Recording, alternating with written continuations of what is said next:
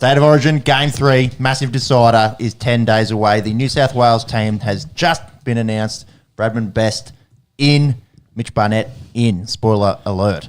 Right, we're going to wrap up the weekend in both the NRL and the AFL and look back at the last couple of weeks, which included India winning the T20 World Cup. Monkey off the back for some of their white ball players, that's for sure. Virat Kohli, Rohit Sharma, Ravi Jadeja, all retiring from T20 internationals. We'll have a look at the tournament that was. Plus, over in the NBA, Zachary Rissacher drafted number 1, but Bronny James dominates the headlines. Few big free agency moves, including Paul George to Philly, Klay Thompson to Dallas, and DeMar DeRozan over to Sacramento. We'll have a chat, all things draft, free agency, and boomers. Plus, Euro 2024, there's 4 teams that remain: Spain, France, England, and the Netherlands. Semi-finals just a couple of days away there. Plus, Lionel Messi and Argentina looking very good in the Copa America. And a final round including Alex Pereira defending his light heavyweight belt in the UFC 303, and the F1 goes to Silverstone. This is an Aussie sports podcast on the Esky. We like our Aussie sports. We like our US sports. We like our world sport. We have timestamps on the YouTube. You can skip to the sports that you like or just check out the whole thing. We do have socials. Check us out on Instagram and Facebook. We like to shout a beer to start the show. Shauno, man on my left, how are you, and who are you shouting this week? I thought I would finish off the story around the Stanley Cup. It has been won.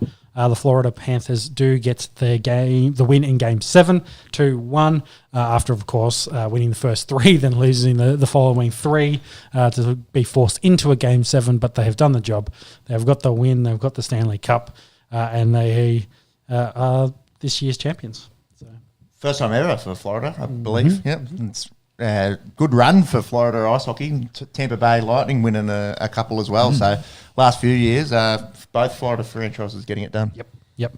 And a little note there, NASCAR, they keep going to the road courses, and shock, SVG keeps winning them. So he won today in the Xfinity. The Cup races tomorrow in Chicago, which was the race he won last year that famously got him into NASCAR. So that'll be early tomorrow morning. So hopefully he can do another job and get another win there in the street circuits.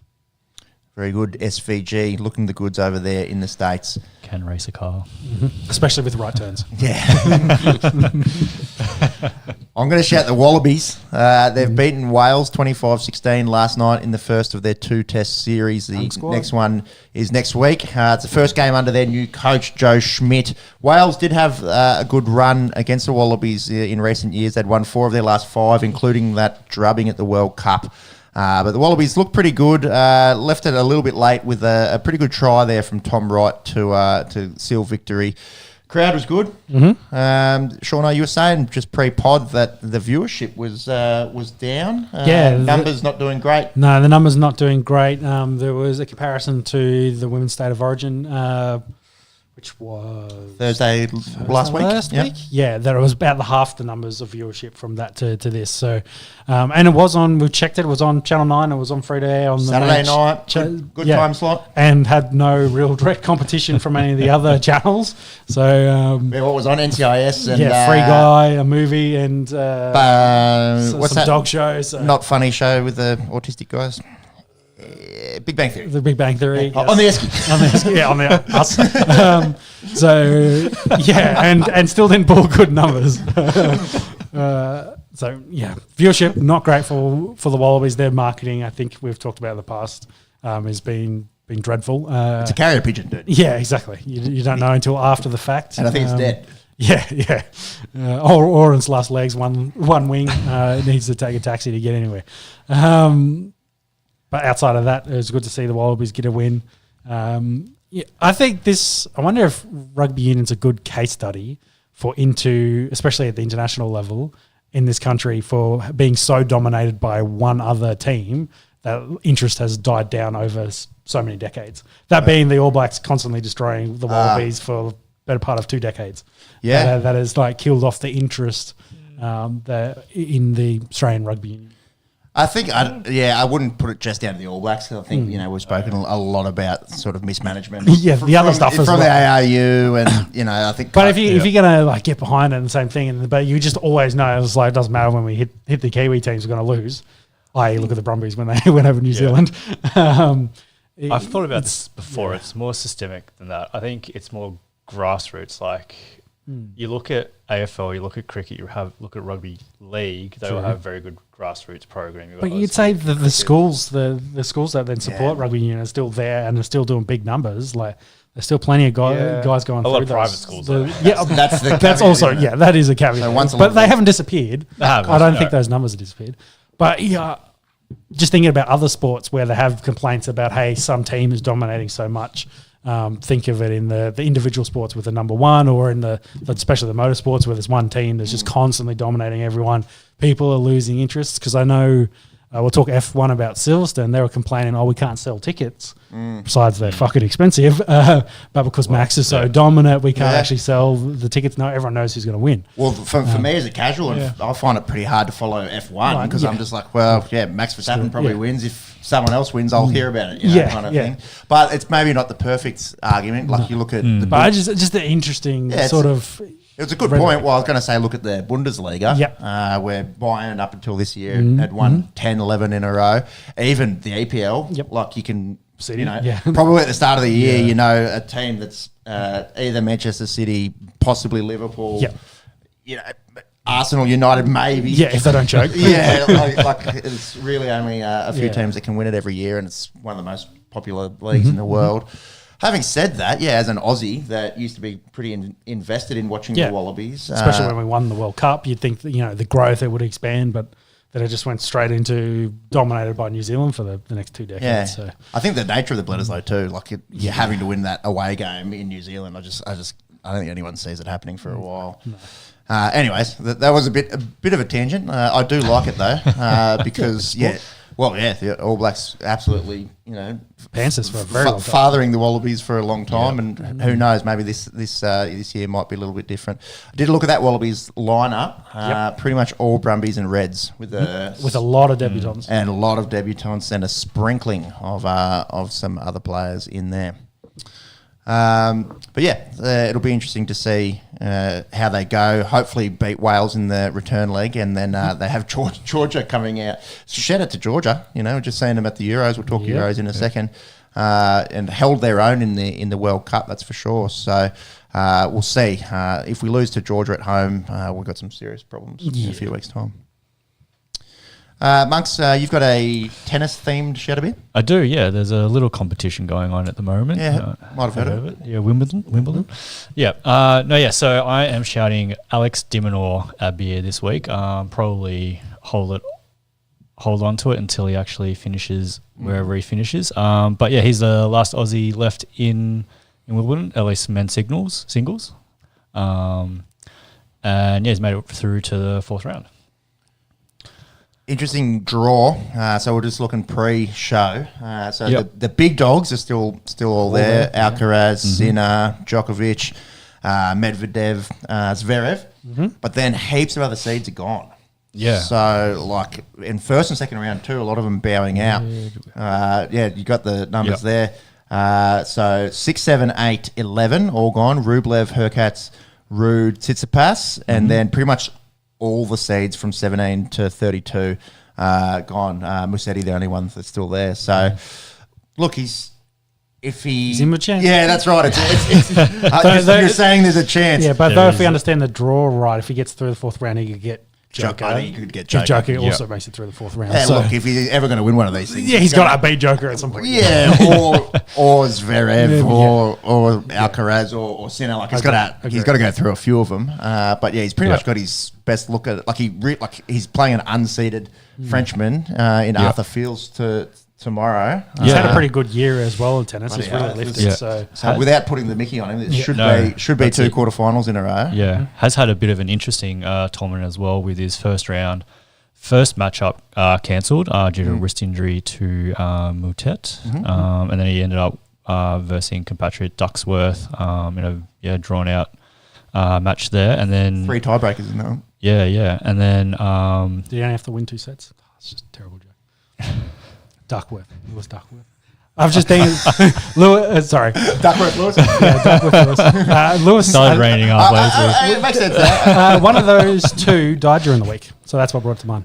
So I think it might have been Lewis. So Duckworth managed to outlive him by 70. Like, I think he died at 75, and the jokes were if he makes 62, he would have passed it. So Poor guys. yeah. It's all those silly Lewis Duckworth jokes. Shout out. That's how my brain works. Shout out to Duckworth and Lewis. It's a pretty good system. Yeah. We'll talk some cricket in a second. We will. I don't know where to go from there.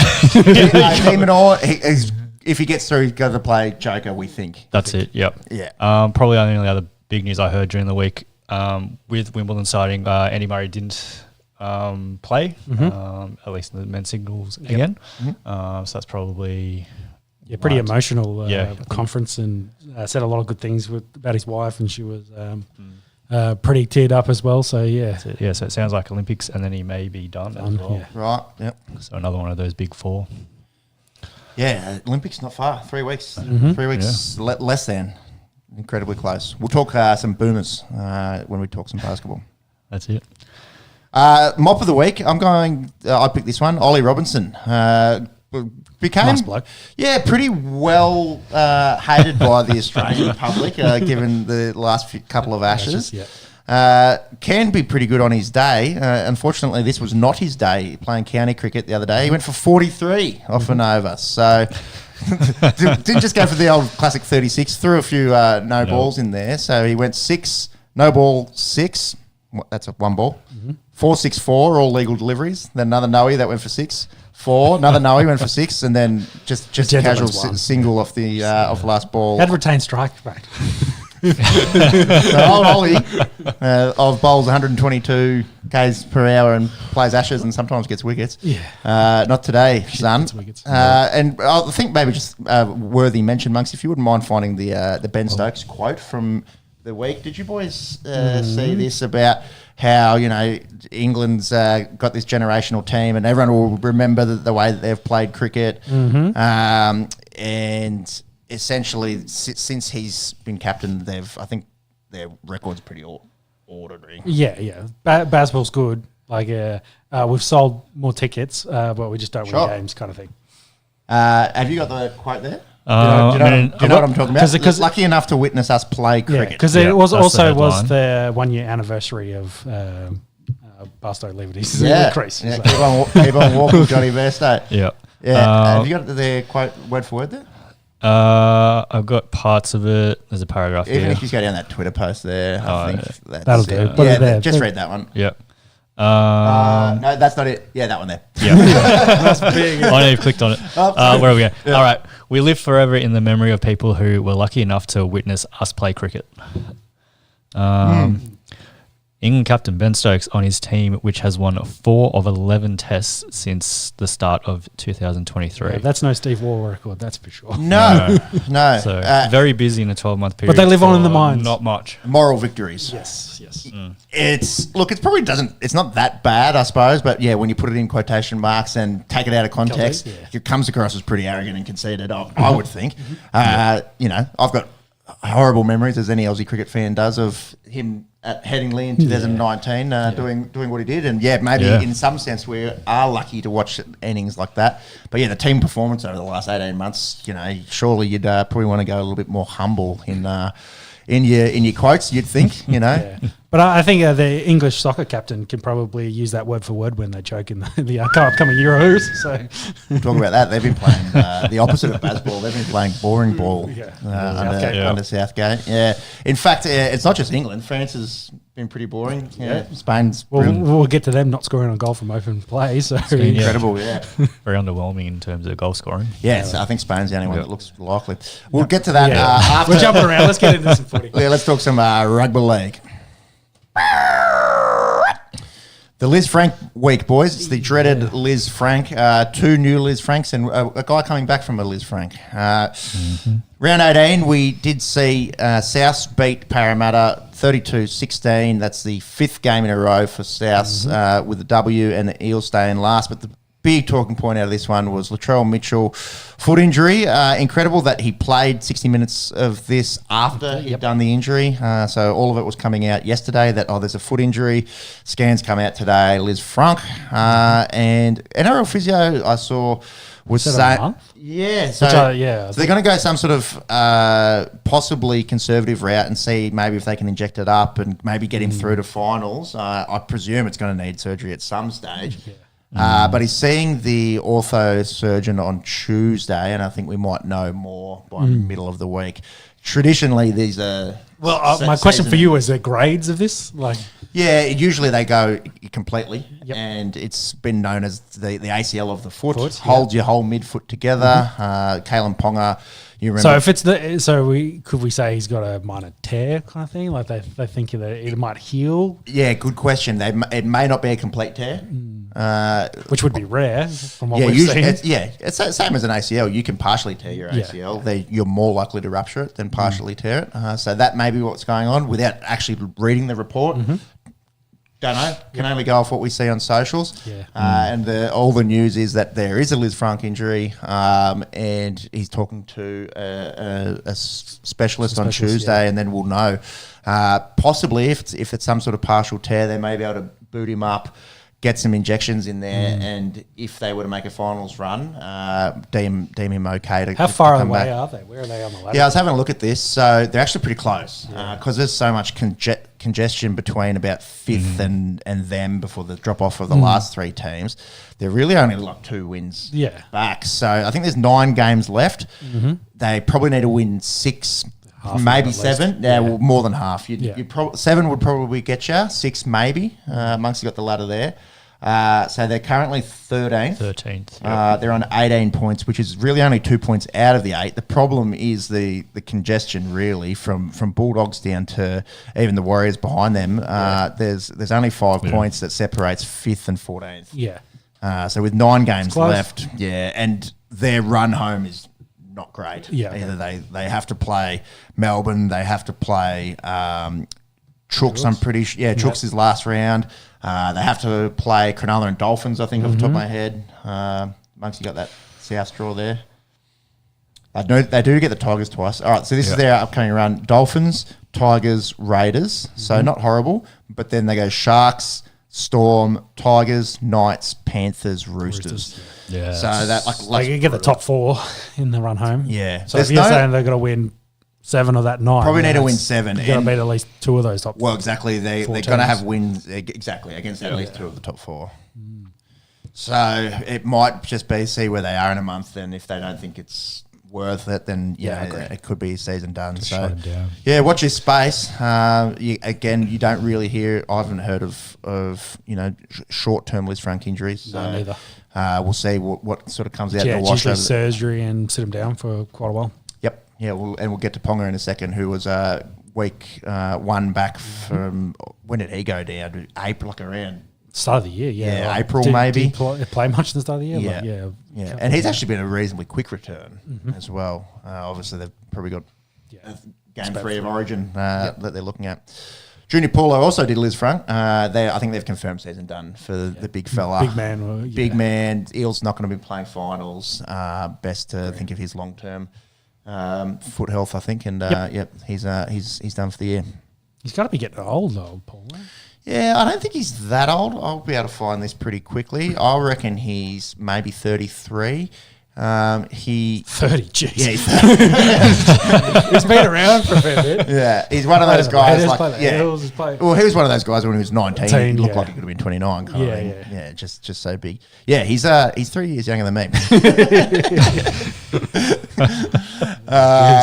Yeah, would not want to have Junior Paulo run it straight at me. That's for sure. He's definitely got a few years left in him. That's for sure. Yeah, younger than you'd think. Hey, I didn't think that. I obviously said I thought 33. So he played. No, doesn't have. So he obviously played for someone before the Raiders. He's at Para. So 2013 debut. Career, so. Yeah, so wild. yeah, 19. Yeah. Imagine fucking being a 17-year-old and playing, what was Toyota Cup in those days against him. No, thank you. But anyways, all the best to him and his rehab. Sharks go down to the Titans. Titans have made a good little run over the last few weeks.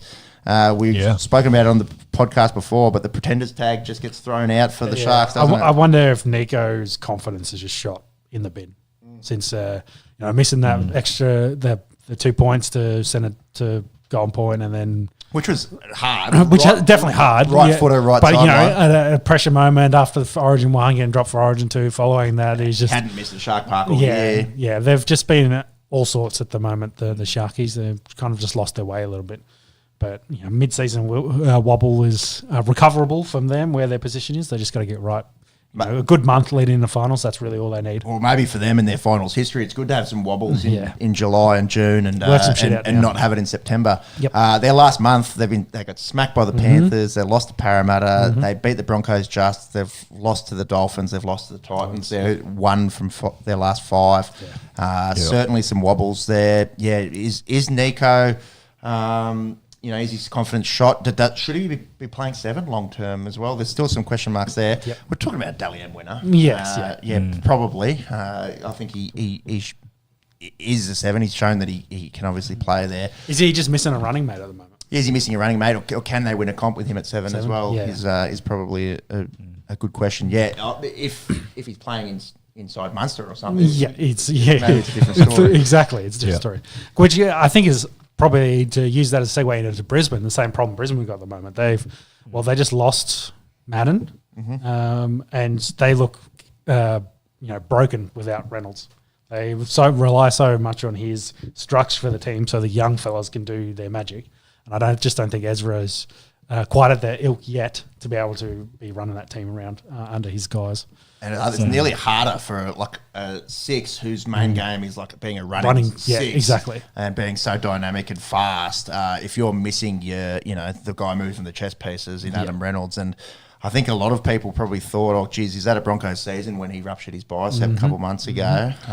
Compare his first year where they struggled when he was injured, and then last year he was healthy for probably the most of the year and they made the grand final. So he obviously means so much to that team. And I think that the Broncos have kind of realised that they do need a good 7 to get the value out of their team, because all the rumours have been that Sam Walker's off contract 2025, and the Roosters haven't been able to extend him. They want to bring him home, bring the Walker boy home to where he's his dad and his uncles all played, and be the 7 of the future for Brisbane and potentially the Queensland 7 after DCE retires. Yeah. And he's been pretty fucking good for the Roosters too. Watching him today, we'll get to the Chooks in a second. That's a good shout there. And you'd wonder how much Reynolds has still got left in the tank. Yep. Both the Origin fullbacks in this, both really good. Reece Walsh, try, 180-odd run metres. Dylan Edwards, 240 run metres, 8 tackle busts. Walsh, good to see him back, I suppose, in this sense. Don't really want to see him lighting up in Origin as a Blues man, but just from a fan of footy and given the concussion. He definitely needed to get some metres under his... Well, he's looked underdone in Origin 100%. But we can cover that a bit more in a minute. But and then the news Terrell May got released, officially done, for some sort of settlement through the legal system. So he's good. Taylor May, sorry. Brother's still playing pretty good. Brothers, yeah. Dogs beat Warriors yesterday on Super Saturday, 13-12. It's 2 weeks in a row that they win in Golden Point. Don't know if you boys saw this end of this game. Crazy scenes. Burton hit the post, bounces out. He hits one from about 40. It falls about a metre short. Misses another one. Fourth time lucky, hits the inside of the post. And it bounces in. And the Dogs beat the Warriors. The note here from yesterday was Mitch Barnett doing his best for Origin selection. Origin team announced about half an hour ago, and Mitch Barnett finds himself on the bench. Making 54 tackles will definitely help you. Well, to go along with 226 run metres, 5 tackle busts, and a try assist. Middle forward getting a try assist. Yep. It's about as good at numbers as you can have. So he played out of his skin, and Madge couldn't leave him out of the Blues team. So Barnett to debut. Yeah. Some rumours about Bulldogs' favouritism by referees late in these games as well has been floating around, but I think they've just been able to win points of the late. A few things that was like, hey, that probably is a call that maybe should be made, but it's rugby league. Chance Nickel Clockstad, calf strain in this one, could miss up to about a month. That Warriors injury list there, you've got it's there, not Mugs. looking great, DWZ, Sean Johnson, Rocco Berry, Tohu Harris. Luke Metcalf had that horrific injury earlier in the year. Montoya. There's a lot. Yeah, there's some clubs, especially through Origin period coming up, they'll just be playing a lot of unders. I think Brisbane was saying next week they'll have like 13 guys that'll be unavailable from their starting squad. So that's a lot of them through either injury or origin. So and Manly had like 12 a few weeks ago. So the teams have definitely been hit hard this season. That's for sure. Well, Bronx injury list there: Madden, Staggs, Ricky, Reynolds, Baker probably all would be in that starting 17. Yeah, and then from origin, Haas, Walsh, Cobbo, likely Carrigan. What's that? There's double digits already. Yeah. It's attrition. It's a long season, rugby league, and there's a few teams injury lists that's looking really quite long. Melbourne Storm, another one. Yep. That doesn't seem to be affecting them too much. Speaking of, that's a good little segue. Storm get the win, 40-28 over the Tigers. Pretty good turnout there at Leichhardt. The Tigers fans always seem to show up for, especially those Leichhardt games. They played okay, especially in the first half. Melbourne just too good in the second half. Pappy and Wishart pretty good in that one. And then Cowboys went down to Manly, another Golden Point game there, 21-20. I didn't catch this one. I was watching the AFL, but it was Tommy Turbo's return from injury. And he played in the centres, I believe. Played in the centres, made 25 tackles, which is that's probably what he makes in 5 weeks when he's playing fullback. But didn't really do much in terms of metres gained. DCE wins the game in Golden Point, and Tommy Turbo doesn't get an Origin recall in 2024. But you'd imagine if he stays healthy, we'll play some more Origin football at some stage. Yeah, definitely. Roosters Dragons, bit of a tale of two halves in this one. Final score, Roosters 42, Dragons 12. Big crowd in there at Allianz to watch Jared Warrior-Hargraves breaking the Roosters games record, goes to 307. We were speaking about it earlier in the year when we saw that, essentially he was going to get it. Has missed a fair bit through suspension, but not as much as maybe you'd think or as he gets made out to be. I think 10 times he's been suspended in his career. But maybe around that sort of 340 mark had he not been had as many suspensions. But that's the style of play, and it showed today. He just went out there. I was saying to you boys, did you catch the first 5 minutes of this? Fired up. It looked like the start of an Origin game or a grand final. He's playing for New Zealand, bro. He's just throwing his body around. Win a final against Australia. A few blokes getting on the end of one. You feel sorry for him, but he ended up getting sin binned, and it was just that sort of classic, just a little bit of a swinging arm. Cops him on the chin, and it was high. I'm a one-eyed Dragons fan. I thought it was worth a sin bin. The Roosters faithful in Allianz thought it was not. Comes back out. Dragons don't score in the sin bin. In fact, they concede during the sin bin. JWH comes back out, splits his head. It's pissing out blood. And, he's fired up. Looks like a gladiator in Roman times, essentially, as we watch the shot there. It's classic. They looked a little surprised when he went, but, I don't know. The way that the game's officiated these days, I feel like the 10 in the bin's probably fair. Yep. Dragons had a lot of opportunity, especially after that sin binning at the back end of the first half, and Roosters defended their line really, really well. Then the second half was just pretty much all one-way traffic. Teddy was really good, 315 run metres, 13 tackle busts, 2 try assists and a try. And that Chooks pack, man, like when they're fully healthy, I reckon they can beat anyone. Collins was out of his skin.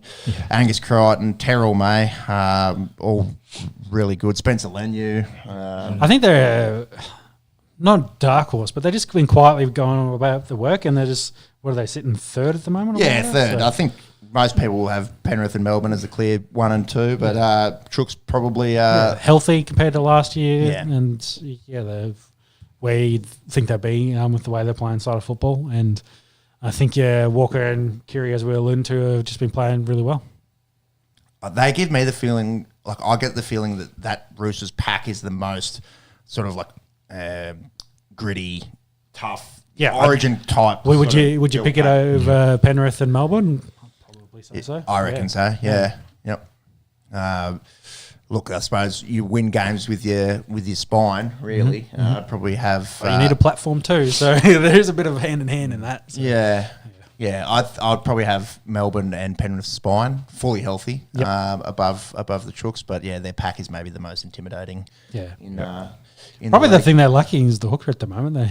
either need to get something more out of Cheese or, find a replacement. But how did Cheese do anything in this one? He played, and he played pretty well. And from where they were a few weeks ago, where it was like, oh, Cheese is out the door. Yeah. And how much do you read into the rugby league media circus? I'm not really sure. He's probably given a good kick up a bum when that was he's obviously got all the talent in the world. He just needs to sort of channel it and focus on footy. So we'll see if Robbo can get the best out of him, or if they end up parting ways. But seems like, I think, the last few weeks, after missing that meeting and getting dropped, doing some live streams. But I think I think it's clear. Had the boot put in. I think it's hopefully got some refocus and said, hey, we're going to try and win a comp here. Look at that. Like, if Monk's got their team list there, JWH, Brendan Smith, Lindsay Collins in the front row, Angus Crichton, Victor Radley, Connor Watson, with Terrell May and Spencer Lenu coming off the bench. I think that's the best pack in the game. I agree. Nat Butcher as well. Didn't even mention. For mine, I think that's the scariest pack. I think Radley went off with a concussion in this too. Yeah, he had a HIA, so he'll go into protocols. He's had a lot, so hopefully, long term for him, he goes okay. Yep. And their injury list as well. Yeah. They put up 42 points, albeit against the Dragons, but no Manu, no Suoli in that side, no Egan Butcher. Fully healthy. Watch out. Egan Butcher obviously gone for the year, but Chooks, when they're fully healthy with that pack, dangerous. Yep. Knights beat the Raiders 16-12 down here at GIO. KP returns from that dreaded Liz Frank injury. Pretty quick turnaround. I think he was around about the 14-week mark. 250th game for Tyson Frizzell. Watched a lot of him when he was at the Dragons. Absolute workhorse. Generally plays 80 minutes. Pretty much everything you'd want in an edge back rower. And then the guy that grows another set of limbs to go with the two heads that comes with being a Queenslander. Sorry, I had to get one in there. Dane Gagai, 204 run meters, 2 tries, 11 tackle busts, 2 offloads, and a lot of people have him going back into that Origin side. I think with the news today about Murray being out, all but confirms like he'll have to be in the squad. He's would be the next best available Queenslander to roll into that back line. I just wonder if potentially that pushes Hammer maybe out onto a wing. Let's go into it. We've set it up. So Queensland, probably the more interesting sort of talking point now that we've got a New South Wales team. We might come back and just go through that in a second. Xavier Coates and Murray Talangi both have done hammies. They're both gone. So the question is, who plays where? I think more so maybe than the actual players. I think Cobbo and Gagai probably come in. Do you push Val out to a wing? Do you push Hammer out to a wing? What do you do? Yeah, well, I think Cobbo would probably be one of the wingers, just coming in as a straight replacement for Coates. I think, Holmes and Gagai are your specialist centres, and Hammer is kind of a fullback moonlighting as a centre. So it kind of makes me think that maybe he'd be the one that gets the tap on the shoulder to go out to the wing. But whether that's just the way they're named and they rotate a little bit, do some set plays and things like that to work it out. Yeah, I think that's kind of where they see them. Well, I would see them at the moment for where it is. And I think that might be also advantageous. Hammer's slightly a bit undersized as a comparison for a centre. Hide him on the wing a little bit and get a true centre that's going to tackle a lot more and be defensive like Gagai might be more beneficial. But you do that for the first 20, then maybe you switch him for when guys are getting tired, get Hammer more involved for the ball while he's fresh, etc. Maybe that's how you get more attacking power out of him. But they'll be the guys, and we'll see what kind of rotation they get out of them. The other thing that could happen is neither Holmes or Hammer move, and Cobbo and Gagai can both play on the wing. Yeah, they could just go just 2 and 5. That's where you come in. Who's this from? This is from Sporting News. They've got a predicted line up there for tomorrow with Walsh at fullback, Holmes and Gagai on the wings, and Cobbo and Hammer in the centres. Everything that I'm hearing seems to have Holmes going out to a wing. it'll be interesting to see what they name it. It Yeah, seems well, there's been some rumours that Holmes was going to lose his spot to Gago, that they were going to bring him in. Already, so this might have saved our Holmes. Yeah, exactly. So that, or reading into that, maybe they want to move him out of the centres because he, didn't do a great job, I think, on Latrell in the last one, and put him on the wing a little bit. So again, less defensive work for him out there, and then put one of the other guys in the centres. But that might be how it is. But I think they'll get a lot of rotation between the two of them, honestly. So they'll be the four. We'll just see where they play is the question. Exactly right. Dave Fafita, does he come in? That's what the reports is. Kafusi, the old head, maybe gets dropped out to bring in the young fella, and potentially to add more size because he's a little bit bigger than Kafusi, with the thinking that they put Ponga on the bench as a replacement for Kate Wall. Lose a bit of gain a bit of size to lose a bit of size, and Ponga looks pretty good today. Maybe his hands maybe a little bit dropsy. He lost the ball a little bit, but 260 run meters is nothing to sneeze at, and what sort of talent he is. I think it's also wild that he's only ever played in the second row for Queensland. So he'll be 14, and whether he gets some time in the back line or again be able to fill in the second row. It's he's not a small dude by any count, so he can do a good job. Is that true? So he's, as a utility, he's only ever come on because he's missed all the other series. Replace second. So he rowers. played that one series where he's played 14, and no one got hurt in the back line, so he played in the second row. And then the following years, I don't think he's played. Like he hasn't been. Did he get one series at one? I feel like he has. Yeah, had a one series? Yeah.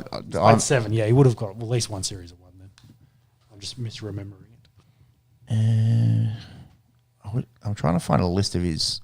Maybe if you look up Kalen Ponga's list of Origin games and see, because I'm sure he started before from memory for mine.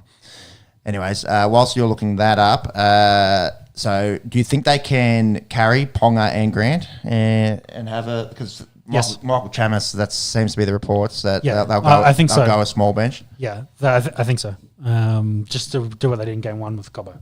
Yeah, it's the same game. Well, that is true. Yeah, it's essentially the same thing, isn't it? Yeah, exactly. I think he's got enough size to play in the second row if they want to need to do that, or cover for the back line, especially if they want to change things up or if someone gets hurt. Yep. And then any other Smokies, do you think, or if did any chance of getting dropped? I would have said so if Munster had played, but they're still unsure about when his availability is. Yep. And I don't think... You don't think Mams... we've already spoken about it. Walker would probably be the bigger one. Would he potentially come in and play 6 for them? KP at 6? That's also not a bad idea, but KP didn't really light fire on for Newcastle as a 6, but this is all devil's advocate kind of stuff. I think Dearden's done enough to keep his job. Yeah, I think he's done enough in that space, but I think they'll wash a game 2 away and think that we came under that just underprepared, super flat. Knowing we had game 3 and we went up for it. Game three in Queensland, you'd think they'd be more up for it and better prepared like they were for game 1. So we'll see. We'll see how it plays out. Shall I run us through the New South Wales team? I've sort of alluded to who's in it. So the big news, of course, was Latrell's out, and they've picked Best as the replacement. Yep, who looked really good in Game 3 last year. And played really well, as we mentioned. And a couple of weeks ago, had 350 run metres, third most ever. So it's been a big meter eater, that's for sure. Was a few long-range tries in that one, I believe. So they go, Dylan Edwards at 1, played really well in debut in Game 2. Brian To'o, Bradman Best, Stephen Crichton, Zach Lomax. Jerome Luai, Mitch Moses retains at 7 after one of the best halfback performances in Origin history. Jake Turbo, Reece Robson, Payne Haas, Liam Martin, Angus Crichton, Cameron Murray. And then over to the bench, Connor Watson retains his spot. Isaiah Yeo, Mitch Barnett comes in, we alluded to before. Hamole Olakawatu misses out, and Spencer Lenu is the 17. So just the 2 changes for the Blues. Best in, Barnett in, and Mitchell and Olakawatu out. Yep. So Bradman Best was probably the best decision there. Excuse the shit pun. Suali. Why did he miss game? Was he hurt for game 1? Why did they pick Joseph over him? Yeah, good question. Best had one game, I think, coming back from an injury. He'd done a soft, I think a hammy maybe, hadn't been playing. How did Joseph play today? Yeah, wasn't playing. Oh, okay. Yeah. I thought he was. Interesting. I don't think he was playing today. Is he still suspended? No, he'd still be suspended, wouldn't he? Yeah, I think so they would have had to have picked him. He'd be first game back, yeah. Yeah, with no That's experience or racing experience. They could have got 7 minutes, bro. It was a good 7 minutes according to Nate Miles. Turbo, one game back, didn't light the world on fire, and the only other real option was Matt Burton, who has been playing great at 6. Yeah. Yep. So best in and probably the best decision, I think. Yeah. Do you want to talk about game 2? You probably don't. Oh, I don't care. I don't mind talking about game 2. 34-0 at the half. You thought the referees had something to do with that? I mean the game in total. I think the influence and say I'd say massaging. Maybe not the right word, but the idea of the influence of the referee throughout the whole game, not to set a narrative, but just to play it the way that they think it should play out. Because, going from a 68-32 possession to a 66-34 in the second seems like someone had a hand in it. Like you have a direct flip in it. And I don't think either team was that bad to warrant such a different level of possession in both halves. Yep. I feel kind of disappointed for both Origin games so far that there hasn't been any real grind and back and forth in them. We know the reason for game 1, and this game kind of blew out in Queensland. I don't think Queensland win this game regardless because they were just so flat. When we talk about Walsh, it looked like watching Terrell Mitt play fullback there because his position play was terrible, but he looked so underdone coming into that. So I don't think they win this game, but I thought it could have been more of a competitive back and forth game. And I kind of go back to, I can't remember actually what the game was, but there was an Origin game that went like 30 minutes before an error or a penalty. Yeah. And everyone's like, that's the best Origin game of recent memory. And I remember that because the boys played and they just went ham and toss and it was really close. That's kind of the game we're going for. Whereas this just got away with it and the ref kind of lost. Was it Sutton ref in this? I can't remember who the ref was. Klein. And he kind of got away with it towards the end of it. And then, it was all the niggle and they had to sort it out at the end. And we get a sin bin for a head rub. Like, what the fuck? Like, this game just seems silly. And then I think following that, to back my position, Wayne comes out during the week saying it's like, there's no consistency. He was upset about it. Yeah, I kind of agree to that point. And then Ricky followed it up a week later saying there's lots of guesswork in it. And then, I think there's this weekend one of the refs couldn't count to 5. So yeah, that happens more than yeah. So there's a lot of question marks. No, we can't. There was some talk about getting rid of the 6 again. I saw Matty Johns kill that, and I think that's an overreaction. But I just think there's too much influence in that and control that potentially the refs can play in a game to take away from the actual flow of the game to get into that momentum. And I think on a weekly basis in NRL, you see it less now. When the 6 again first came in, I think they were over adjudicating and we got those massive blowouts. A team would get it, they get all the momentum and the ref couldn't put his whistle away. It's just like everything they're doing is wrong and they'll just constantly get the ball. And we're getting 70-10 score lines. I think they've cleaned that up in the NRL, but I just felt like this game got away from both of them and then there was too much niggle, I think, in it that some stuff they probably should have got some penalties, didn't. And then in the back end of the game, you had to make, I've got to clear this out. And yeah, you had a head rub. I'll go sit down. So I can sort of see where you're coming from with like losing a little bit of control in terms of the players. Yeah. Having said that, I think New South Wales, you just need to give them a bit more credit. I think they played well, but I think they got too many free handouts. Like it's Origin, it's not Centrelink. So, there was like a 15-minute period where Queensland didn't have any ball. That's because New South Wales just kept scoring. But they were getting free penalties and free handles of stuff that wasn't like that bad. But it's the way that people play the game these days when they're defending their goal line and they're but we're not even goal line. That Lindsay Collins flop on a tackle he's already involved in and then followed through for him. Like he fell off just a little bit. There was nothing. And I think the backup and following the Cameron Murray one in the second half was the same. It was just like it was just ticky-tacky stuff that then exaggerated the possession for one team in either half. It kind of felt like they got what they needed in the first and then they needed square ups in the second to kind of bring the possession down. And Queensland win the second half 3-1. They did. Yeah. And I don't think they deserved any of the free handouts they were getting in the second half. Like I just felt that Ashley Klein gave couldn't put his whistle away. He enjoyed it too much. So I feel like if he risked game 3, I think Queensland win without a doubt because he's not going to be able to put his whistle away with that crowd back in Queensland the whole time. Like every loud thing, he will blow his whistle. He just can't get It's himself a out of neutral the game. crowd at the MCG. Yeah. And I think he went too much with the momentum is what I'm saying.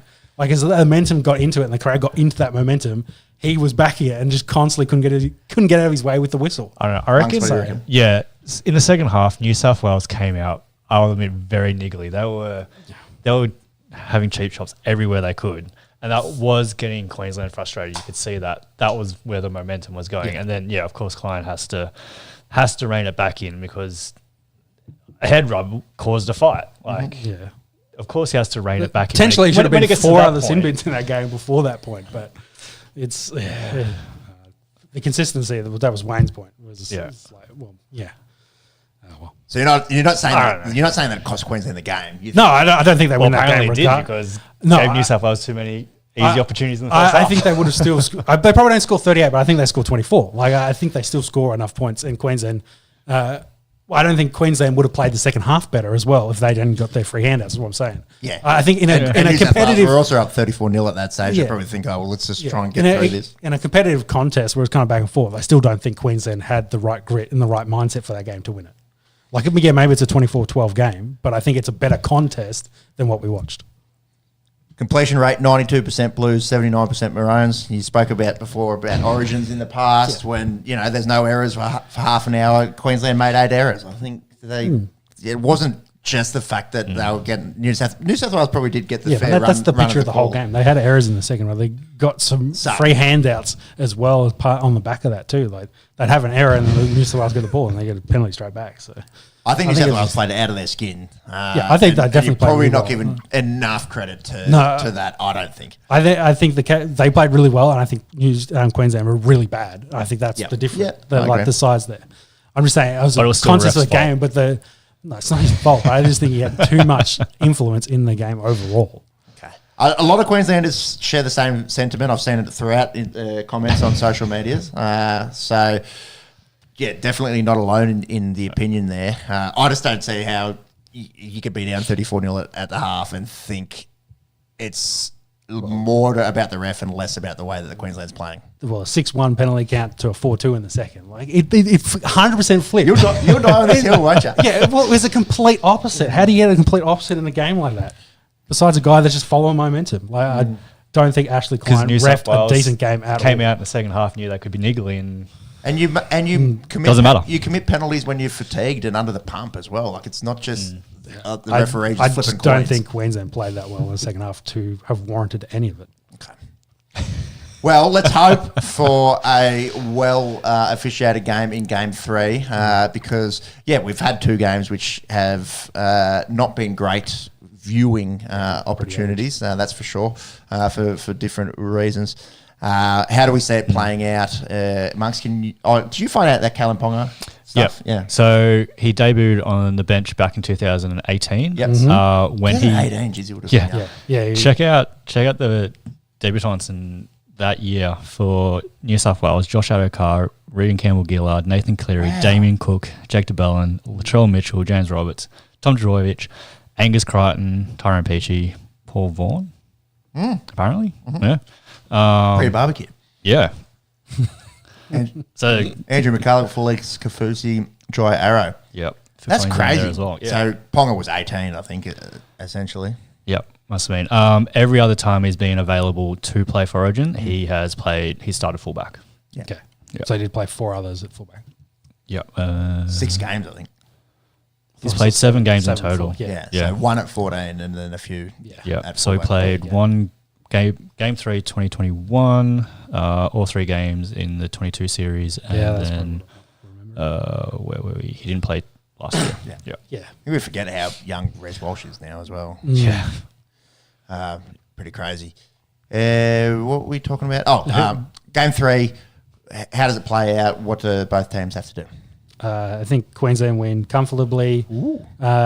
It'd be better if they didn't because, winning 14 in the last 20 is probably a bit much. But, keep it relevant, keep it interesting.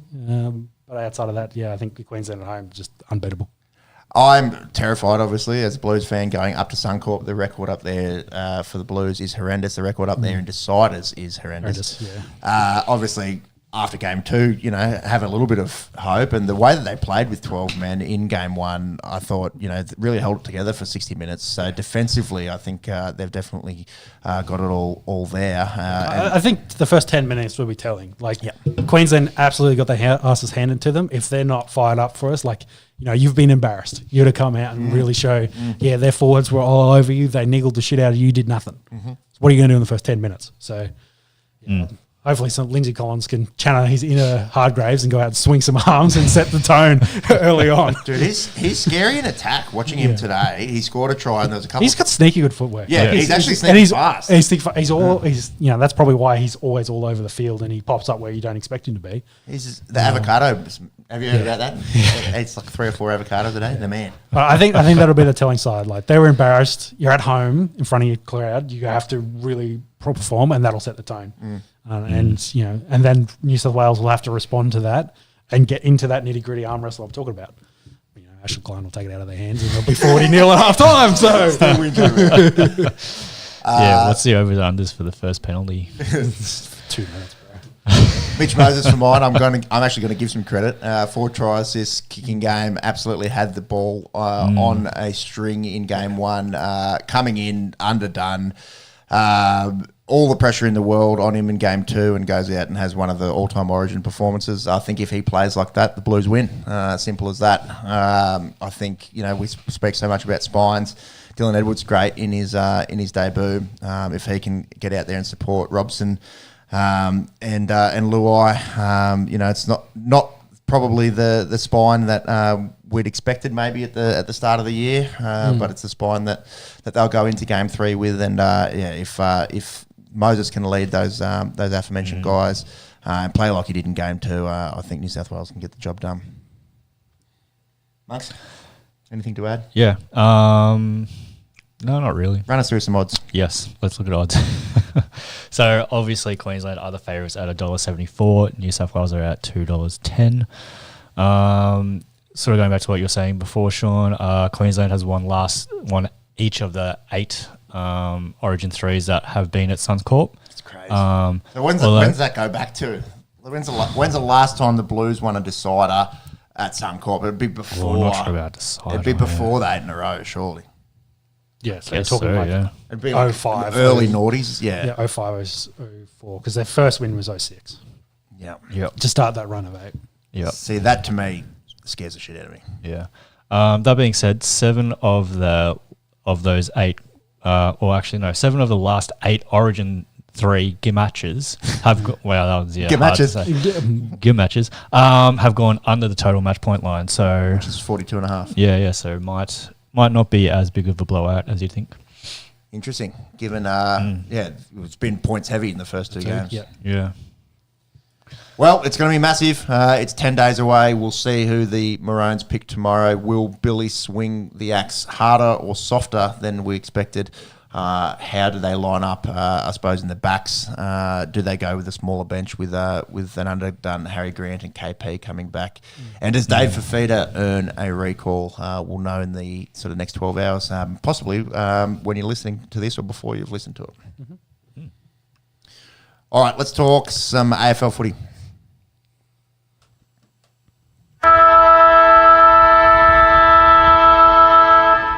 Got the Bombers Guernsey up there, monks. They played pretty good Friday night. I had my reservations as to are the Bombers the real deal. Yeah, they look pretty good Friday night. Scott Pendlebury looking to become one of the very few people ever. I think maybe I don't know. This is going to be impossible to find, but he's looking at 400 games. He kicked his 200th goal in this one, so 400 and 200, pretty rare. 30 and a goal for both Zach Merritt and Jai Caldwell in this one. Jack Crisp was good for the Pies, had 3 goals in the first quarter. Did you catch much of this? What did you make of it? I caught bits of this. This was after a Christmas party, so I was struggling to stay awake. Again, it was probably one of those matches that was probably a good test to see where they were at. Mm-hmm. Just happy for the win. Handball chain is scary with them. I think once they get the ball going through the through the corridor and link up, they can really punish teams. And getting a win against a Magpies team, which has a pretty elite midfield. They look pretty dangerous. That's it. Again, kind of going back to like that whole, they're a young team. They're sort of just really putting it together now. I think, what's his name? Nate. Jeez. Where was I going with this? No, Nate Cuddy. Nate Cuddy had a pretty good game. The young fella, I think it's his third game in the AFL. Got drafted this year. I think he had a pretty good game, solid game as well. So really just developing those players. How bad did you want to say Nate Dowers then? It was close. He fought this weekend. Yes, he did. We'll get to that. Let's run through yesterday's games. The Kangaroos get a win by 4 points over the Suns. Colby McKercher, 37 disposals. He's $8 for the Rising Star this year. He's pretty handy. The Roos come off the bottom of the table. Pretty respectable month of footy. We're kind of like, how the Suns losing to the Roos. Well, Suns dreadful away from home this year. Haven't won a game away from home. I think they're undefeated at home and haven't won away. Correct. Incredible. And the Roos over the last month of footy. They're leading pretty well in this game as well. Large parts of it too. So, I think the Kangas are improving, Sherry's been unbelievable. We saw last season how good Sheasel is. I think he had 30 and a goal in this one. And over the last month, they beat the West Coast Eagles. They had that shocking bottling against the Pies where they lost by a point. We were up nearly 10 goals in that. Only lost by a kick to the D's and only lost by a couple of goals to the Dogs. So they've been there or thereabouts over the last month. They just have been on the other end of games like this.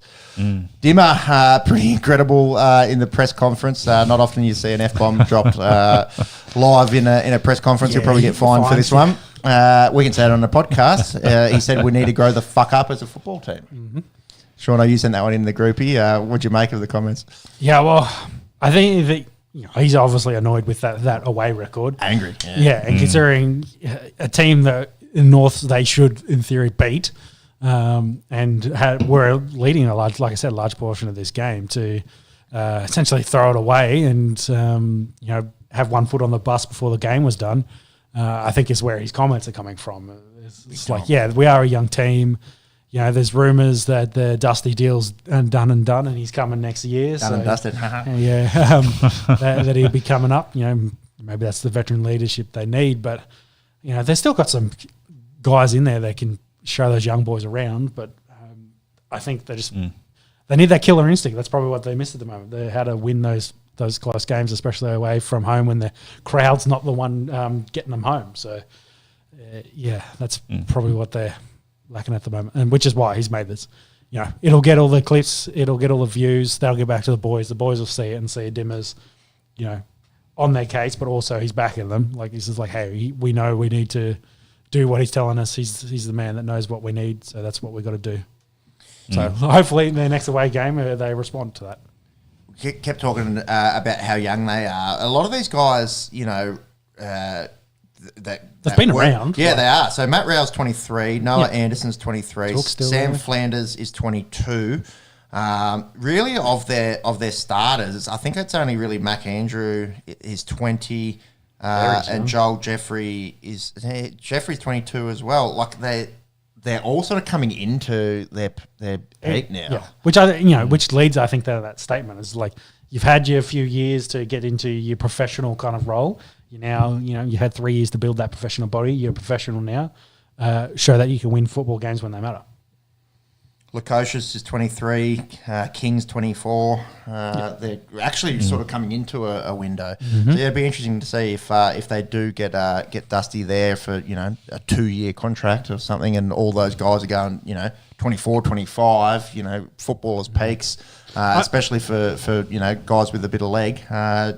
Maybe that they are coming into a bit of a window. But got to learn to win away. Yeah, and I think the Lions, like as a comparison, the Lions did the exact same thing when they brought Hodgie up. So it's a really good analogy. Because they were at the exact same spot. They were young, very talented, getting ready to enter their window. Yeah, and they added an old veteran that had been there, done that. They could really, cup the side, run around, and show them how to win those big games, which is what they needed. Yep. Yeah, really good analogy there. Yeah. So we'll see if that's the case. Yes. Yeah, we're so getting some of the insiders may not happen. But some of the insiders are saying it's a done deal, as we're saying, but nothing's come out officially yet. Power looked pretty good against the Bulldogs, 15-12, 102 to 8-6, 54. Power's midfield when they're on, and at home, they can really get through it. Scary, man. 30. It's not like the Bulldogs don't have a bad midfield either.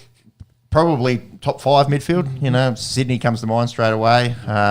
Carlton probably up there, but yeah, definitely 2 of the more elite midfields in the game. Here, 30 plus and a goal for Connor Rozee, Zach Butters, Ollie Wines. The only person in the midfield that didn't have 30 was Jason Horne-Francis, who kicked 3 goals. He kicked 3. With 20. Mitch Georgiadis with 5. On their day, the Power looked pretty good. They've sort of got their season a little bit more back on track. Yeah, they needed that bounce back after getting hammered by Brisbane when we talked about call for the coach's head, etc. So they're sit 6th. Yeah, they're still. I think they're a team that'll play finals. So. Yep. Cats 16-14, 110 beat Hawks 9-5, 59. That means the 5-game win streak for the Hawks does come to an end. They would have liked to have got their season off to a bit of a quicker start, given that they've won 5 in a row. They still sit 13th, but can still play finals footy. They just ran into a red-hot Geelong team at home. 4 goals each for Jeremy Cameron and Brad Close in that one. This is what I watched last night. Pretty unusual game. The Giants and the Blues. Blues look like they were going to score 200 after the first quarter. They kicked eight goals. Harry Mackay had 3 in the first quarter. I think Zachy Williams might have had 3 as well. It was just clearance mark goal pretty much for the first bit. And then second and third quarters just did nothing. And credit to the Giants. Tom Green doing a good job winning the ball and getting it to the likes of Hogan and Toby Green. And they completely dominated. I think they kicked 9 goals in a row across the second and third quarters, and then sort of swung back the other way where the Blues really dominated the fourth quarter, and you had the feeling if there was another 5 minutes, get a win. So very unusual, topsy-turvy game of footy. Paddy Cripps, 33 disposals, 2 goals, actually becomes Brownlow favourite. So shout out to the Steam, friend of the show. And Mad Carlton, man, said check his Brownlow odds during the week. I think they're at 550, and he's come into the favourite now at 375. Could become a dual Brownlow winner. Who, outside of Dacos, does he have any other competition? Yeah, it was still the Sydney guys, so Heaney's still up there. So there's a bit of story on him because I think he's potentially facing suspension. He could be out of the race. Well, I couldn't see, because I was watching on a little phone, the actual hit. Was it just like a little bit of a jumper punch that maybe cocked him on the nose? Well, those odds didn't have Heaney, did they? Yeah, so they think that, he's going to be suspended, which will rule him out. So is that from today? Yeah, from today's game. I haven't seen it. Yeah, we're watching the highlights back. But I can't say I've seen it. It was kind of off the ball and in back play. So right. See if you can find the video. This Jimmy Webster got hit. Hey, how you feeling? Yeah, a little bit sore. That article said almost certain to get suspended. Here we go. See if you can bring that up. Monk's on the telly. Third quarter striking drew blood. Uh-oh. None of that sounds good for Isaac Heaney. Yeah, and it was way off the ball as well. Was it? All right, we're watching it here. He's on the right here, and then he gets the ball. Oh, wow, okay. So it's leading for a mark, so they're obviously having a little bit of, forward on backman craft. There's his nose bleeds straight away. Blood, coming out. What's he whacking with? Oh yeah, elbow. Spinning elbow. Spinning back fist. Yeah, that. I think he'll get suspended for that. That makes contact with his face, and he draws blood. Yeah, he'd probably argue accidental, etc. like that. But same thing as it's careless. Yeah, exactly. Yep. And Monks has got the odds there, and there's no Heaney. Yep. Wow. Okay, so that's big. Which is probably why Cribs' odds are so why short. It's come up so much, and Dacos probably didn't poll on Friday night. I wouldn't have thought. Still some games, of course, to close the distance. Does that help the other Sydney guys though? Well, Gordon's come in a little bit. Yeah. Run us through it, mate. Yes, like you mentioned, Cripps is favourites at 3:30. It's even shorter than what it was. Yeah. Yes, it's coming in. Nick Dacos at 4:20 at the moment. The Bont is at 5:50. Zach Merritt is coming in at 7:50. Lockie Neal, 13s. Said Goulden is 15. And outside of that, we've got Sarong at 18. And it blows out a bit. Yeah, Anderson Butters at 34 after him. And yeah. I don't mind like a Zach Merritt. Always gets heaps of it and not in, a super stacked sort of midfield like say Gordon has to be. But yeah, Cripper, geez, the way that he's played the last month, I think he's coming off 2 games in a row where he's had 40 plus and then backs it up with 33 and 2 today. Provided no injury or no suspension. He's going to be top 3, I'd think. Unfortunately, Blues do lose. They had won 5 in a row previously, and Giants sneak into the 8 on percentage. Dockers looking pretty good. 105 to 54 winners over the Tigers. Andy Brayshaw, 35 disposals, a goal in this one. 5 for Josh Tracy. Demons, 112 58 winners over the Eagles. 4 goals for Jacob Van Rooyen. Max Gawn, Harley Reid into a little bit of scuffle. Did you guys see this just before half time? You've got the mini there. If you scroll it maybe towards half time. Some people saying Gawny, as a captain and ruckman shouldn't be picking on young Harley Reid, but Reid, from the little clip that I've seen, seemed to have held his own. Nothing came about it other than a little bit of jumper punching, I think. But Gawn's the captain, also taking on their biggest star.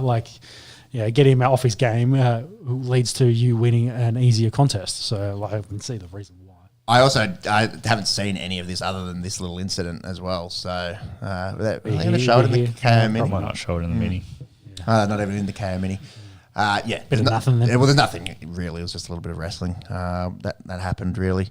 Harley Reid himself coming back from suspension recently, and that rules him out for rookie, whatever the Rising Star.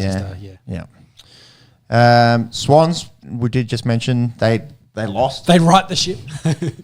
Crazy, hey. So St Kilda 2-point winners here. The Swans are notoriously slow starters. Whereas they led most of that game. Yeah, it was even. It was the sort of opposite of what's been happening. It was even Stevens at the first quarter. Normally they're down 4 goals, and they were up 4 goals at the half, I should say. Yeah, so a good little effort from St Kilda. St Kilda's got that knack of just knocking off whoever on their day. It's always consistency's been a bit of an issue. And that's 2 in a row for the Swans, isn't it? Well, they go one. They lost by a point last week. I remember Logan McDonald had that shot where he just needed a point for the draw. Need anything and got nothing. And he just got a little bit too under it, and it fell well short. Yep. So can we make it 3 in a row?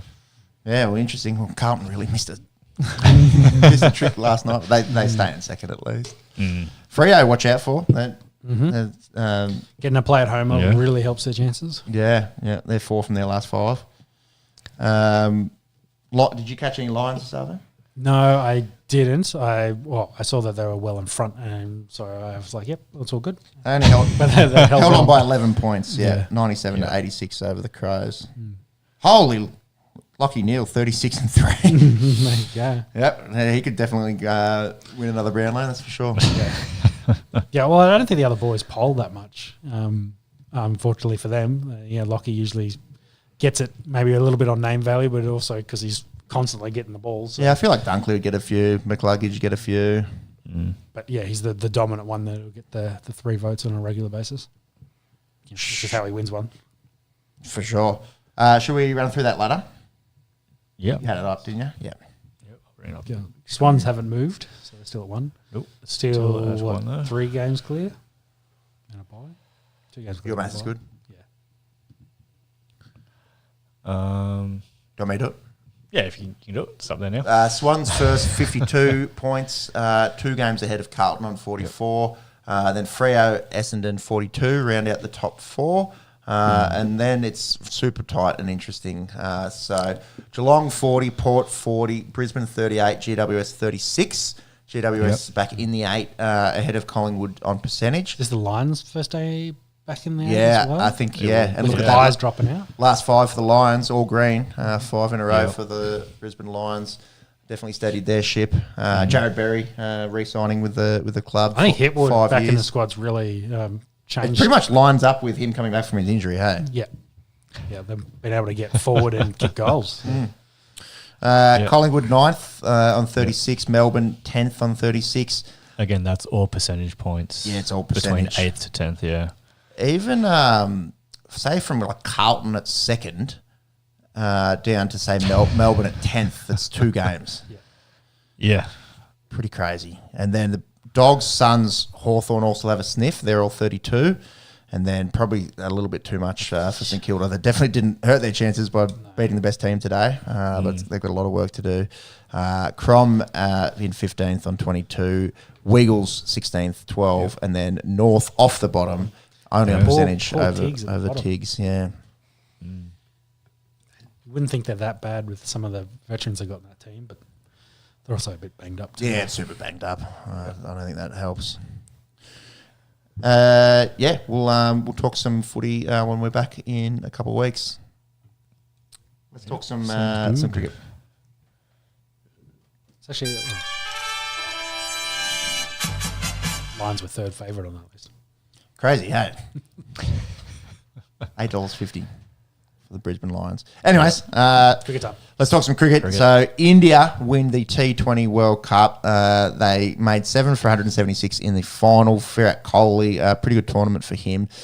Pretty good season of cricket, I should say. You know, coming off the IPL where Yeah, great form in the IPL. yeah, that's right. Had Carried found it his through. dominant best. Akshar Patel helping out with the bat in this one. Anrik Nortje, pretty good with the ball. 176 has been a good score in this World Cup. Par score. Yeah, or probably better than par, I would think. Probably just above par. I think this deck in Barbados was actually playing okay, but the rest of the tournament, 140, 150, a lot of teams were backing themselves to defend it. South Africa set themselves up, man. There was a stage where they needed 30 off 30.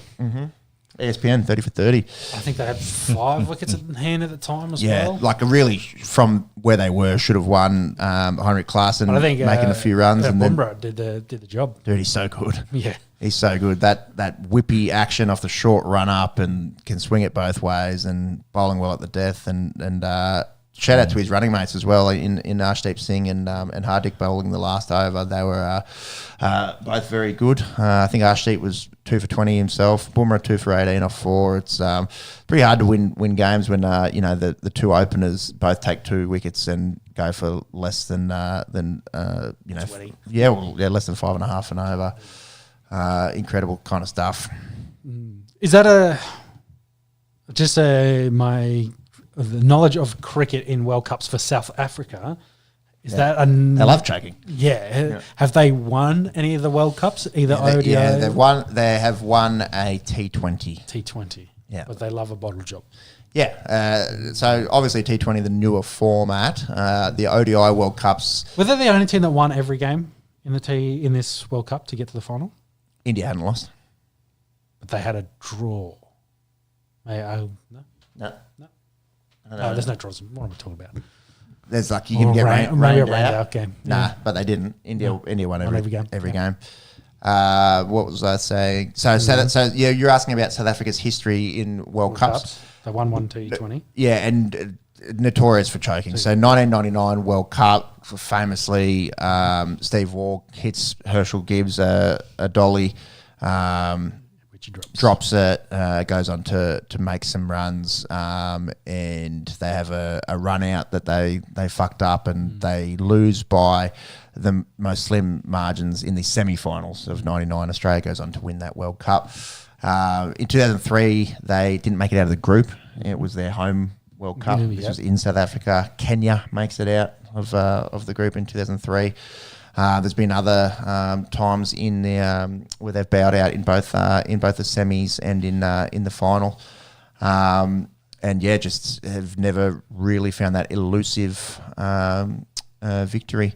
The T20 World Cup, 2 semi-finals there. yeah, 09. There you go. So, they've won 2 ICC T20. They must have 2014 and 2009. Is that right? No, there's No, so zero it's- championships is what it's Yeah, saying there. so Super 8s, they bow out. Semi-finals. So they've made 2 semi-finals, lost, and then they and made then- 1 final and lost. Okay. There you go. Oh, so I thought they'd won a T20. So if they haven't won a white ball trophy. That's what that's saying. Chris, go up. Just Scroll up. So champions there, T20, 0. Zero. And- Runners up 1, and there you go. Yeah. So they've never made the final of the 50 over format, and they've bowed out 5 times in semi-finals. Yeah. That's why they get the Chokers tag. Yeah. Yeah, and they were close but no cigar in this one, that's for sure. Yep. India, with this sort of pretty golden generation as well, they would probably feel like they've got a monkey off their back, I suppose, given last year, hosting the World Cup, losing to Australia in the final. What did they do? Yeah, they lost to Australia in the final. Well, I think they'll be happy having beaten Australia to get to this final as well, and then to win against South Africa and played pretty well, played pretty good throughout the entire tournament. So really shared the load across the whole team. As we were looking at in the last potty with their stats, it was really a big team effort and got the job done. And a few of those boys are now going to retire. I think Vera and Sharma both said that they're done. Ravi Jadeja too. In white ball. So, they've got plenty of depth coming through. But, it's still, that's a massive names from world cricket. I think that was some of Kohli's sentiment as well, like kind of going out at the top, but we've got heaps of really talented guys coming through, and it's something along the lines of it's time for the next generation to come through. And we always talk about it when we're looking at the IPL and looking at these guys that go out and make hundreds off 50 balls, and you think, who the fuck is this kid? And you look and they're 21 and you go, oh God, I'm not a here we go. Here we go again. So I think the future's pretty strong for the Indians, that's for sure. But they'll also be very relieved, I think, about winning this. Because from that whole group, the only one that had ever won a white ball World Cup was Kohli when he was really young back in 2011. So the likes of Jadeja and Sharma, I think this was their first bit of international white ball silverware. Top performers, if you wouldn't mind going up there, monks. Shout out to the Afghans. I was thinking of shouting them a beer. Maybe I'd have to shout a little heaps normal for the Afghans, but obviously beat Australia, and credit to them. We spoke about it last pod, but Rahmanullah Gurbaz actually finishes as the top scorer for the tournament with 281, averaging 35 there. Sharma with 257, Travis Head with 255. Quinton de Kock, he's just always so consistent, finishes with 243, and another Afghan, Ibrahim Zadran, with 231. So shout out to the Afghans making it through to the semi-finals. Couldn't do what the world was hoping that they'd be able to do and make it through to a final. They had two of their bowlers as well. Do you want to try that name there? No. Fazal Haq Faruqi and Rashid Khan, there we go. Had 17 and 14 wickets for the Afghans. Arshdeep Singh and Jasprit Bumrah were just talking about how good they were in the World Cup final. Good throughout the whole tournament. They had 17 and 15 poles respectively, and Norkia, who was also good in the final. Very good there too. Team of the tournament: Rohit Sharma, Rahmanullah Gurbaz, Nicholas Puran, Sky from India, Marcus Stoinis, Hardik Pandya, Akshar Patel, Rashid Khan, Jasprit Bumrah, Arshdeep Singh, Fazal Haq Faruqi, Anrik Norkia. That's a 12-man team of the tournament, and the player of the tournament was Jasprit Bumrah with 15 wickets at an economy of 4.17. That's crazy in T20 cricket. Where to here, boys, for white ball? A lot of what I'm seeing in terms of how people view this tournament is it's starting fast becoming the biggest tournament in a lot of people's minds in cricket. There was a lot of hoopla about viewership down here, of course, because it was on Optus Sports, I believe, and it didn't have its usual viewer numbers for cricket. So I think Cricket Australia are slightly a bit disappointed, but in terms of general feeling in Australia, anecdotally, it wasn't that big. I didn't think. hard time zone a little bit too. So Yeah, I was gonna say plays time into it a zone. little Time bit. zone hurts, little but bit. some of those games are 10 a.m. over here, which hard when you're at work. But the weekend 10 a.m. slot, not much excuse there. I think there's a few things. I don't think Australians are sold on T20 cricket. Period. Not as much as the subcontinent. Yeah, exactly. I feel, and that maybe that sounds like a cop out. Oh yeah, India won this, and we're Aussies, and we're saying, oh, we don't care that much. But we care when we win. but seriously, the genuine feeling I think in Australia, for the most part, is that Test cricket is still the king of cricket, and I don't think the world feeling amongst the fans at least is possibly echoing that. Yeah. Maybe Australians are a little bit more hardcore, and they love their Test cricket than the casual slap about that is the white ball formats. Well, a lot of people just still don't see T20 cricket as a legitimate form of cricket, and a lot of people still see it as hit and giggle kind of cricket, unless of course we win the World Cup. Then we care. But outside of that, very tactical. where to here from cricket? Because there's no cricket in the Olympics. I don't think they've been added, haven't they? That's a future thing. Or Yeah, still trying. yeah, we're trying to get it back for 2032. Two back here. Yes. If that happens in Brisbane, who knows how the way things go. So outside of that, what else is coming up? So England and West Indies are out to play. That's in the West Indies. Is that right? Can you have a look at that? That'll be interesting. And Jimmy Anderson is going to play one test, and then that's his swan song. So he's getting like a bit of a warner. I'm doubting myself now if this actually is in the West Indies. West Indies tour. It's so it's West England. Indies in England. Yes. Okay. Yep. That makes sense for a retirement game for Jimmy Anderson. Why he's getting one, and the World Cup just being in the West Indies, I'm like, So it was just front of mind for you. So there's Test cricket that's about to start in England, but Australia doesn't play for to the summer now. Ages. This probably explains why I saw Cummins at Wimbledon. So a bit of downtime scenario. September. There's no other big T20 tournaments kicking off anytime soon. So well, the US has got major. Yeah. What do they call that? Major League Cricket. So that's playing literally this month. Okay. So there's a few Aussies that are over in there. All the spin-offs for IPL franchises there. I'll do a quick scan. Pat Cummins is over there. Tim David, Steve Smith, Glenn Maxwell, Travis Head. They're on Washington Freedom. Might have to go for them. There's a fair few big names playing it, really. I think this money definitely be thrown around at getting off the ground. Josh Inglis. That'd be an Jake interesting Fraser one McGurk. to see their viewership of. So. Stone's over there. Stone had a good series. You got made team of the tournament. He was the only Aussie in that team. And he went into that so underdone as well. So really lifted for the tournament. Yeah, massively. I suppose the only guy that has a little bit of a monkey on his back in terms of form is Maxi. Yeah, I was thinking Maxwell as well. Yeah. But yeah, that's literally kicking off this weekend. If you get around a little bit of Major League cricket, and then for the Aussies, monks, that would probably be a big good September. time stop for us if they're doing evening games. It'll be the same shit as the NFL the World Cup. Cup, Yeah, it's like that 10 a.m. Okay, because they're going to be I think I saw Labuschagne's hitting around county cricket at the moment. So I'm assuming there's a few of the boys doing that as well.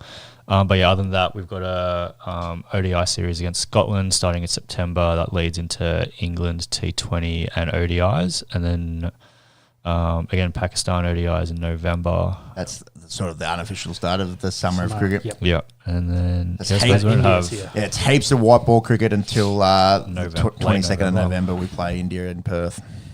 So India at home in the summer. That's a big series. Yeah.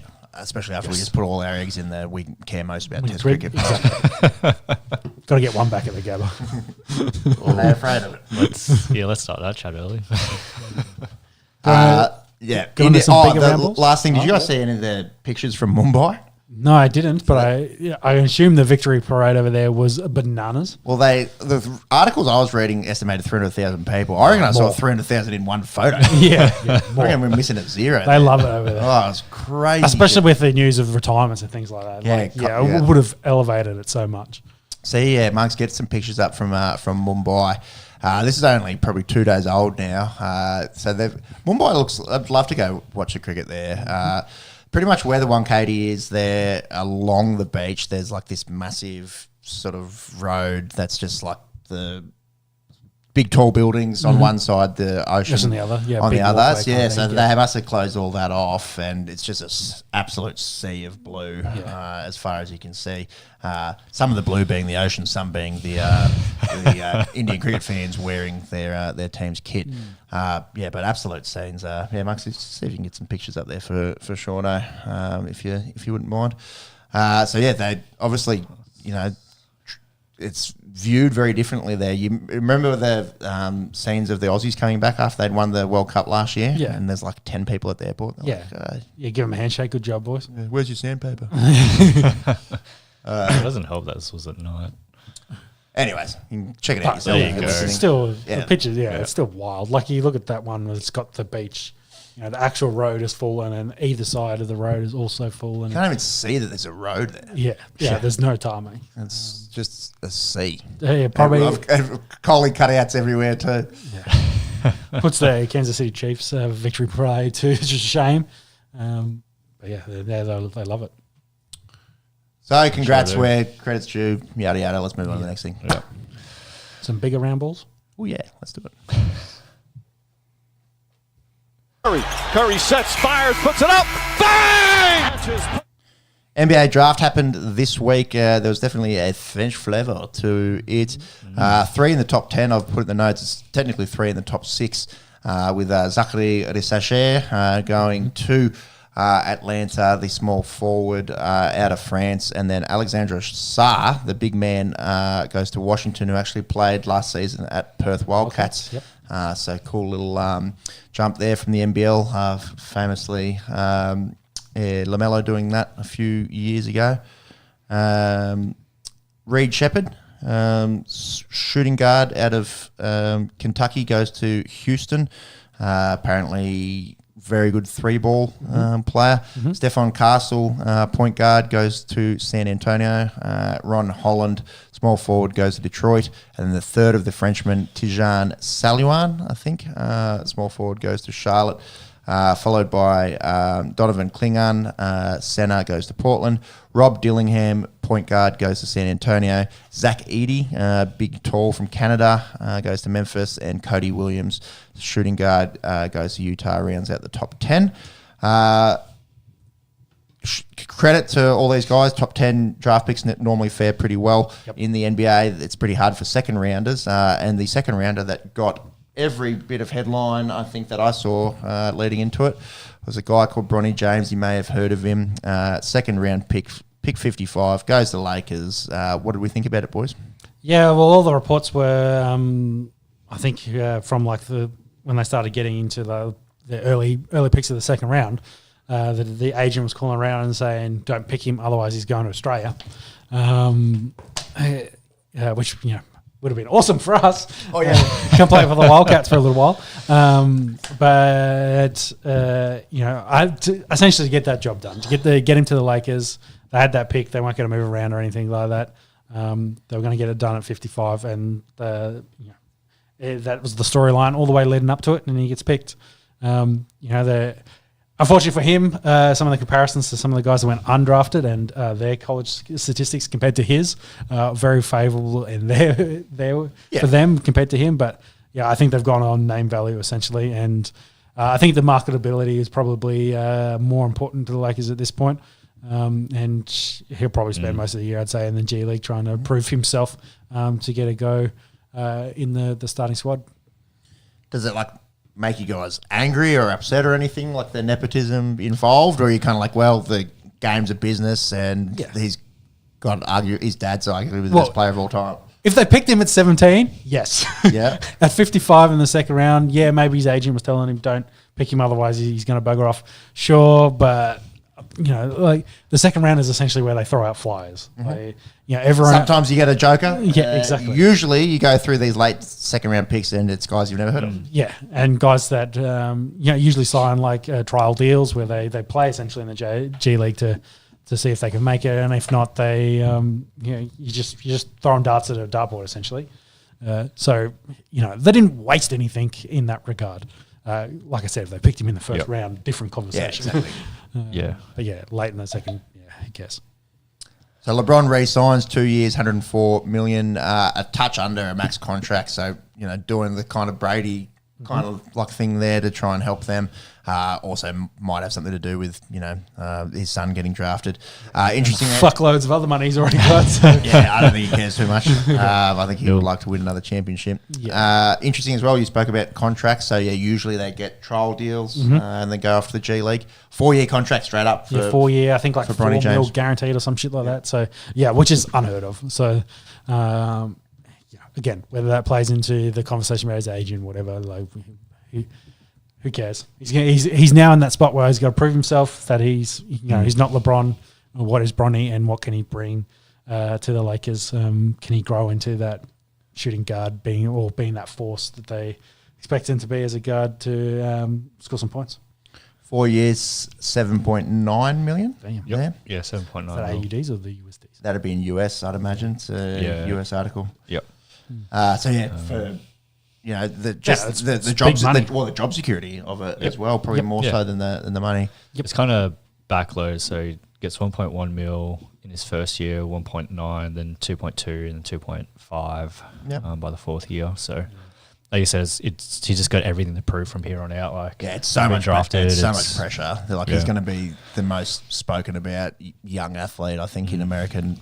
Well, they play now for a while, if and not already. And as an example, like they played their first G League game today, and all the headlines are about him when pick 17, which I've even forgotten his name now. Who was their first round? Who's potentially will play a lot in their five because he's a shooter, like he's a good dynamic that they probably need in that team. Gets no recognition and all the highlights of Bronny's failures essentially from that game. Kind of hitting him while he's down, etc. For that. So bit of the haters getting the hate out. Yep.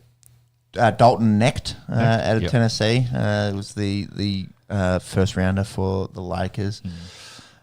It's so much pressure. He's going to have the biggest shoes to fill, both figuratively and literally. It doesn't help his old man's going off to the Olympics, and they're putting together the absolute dream team. It's like the last ride essentially for the US Olympic teams for a lot of those guys. You know what's interesting as we lead into some Olympics chat, different rules for FIBA.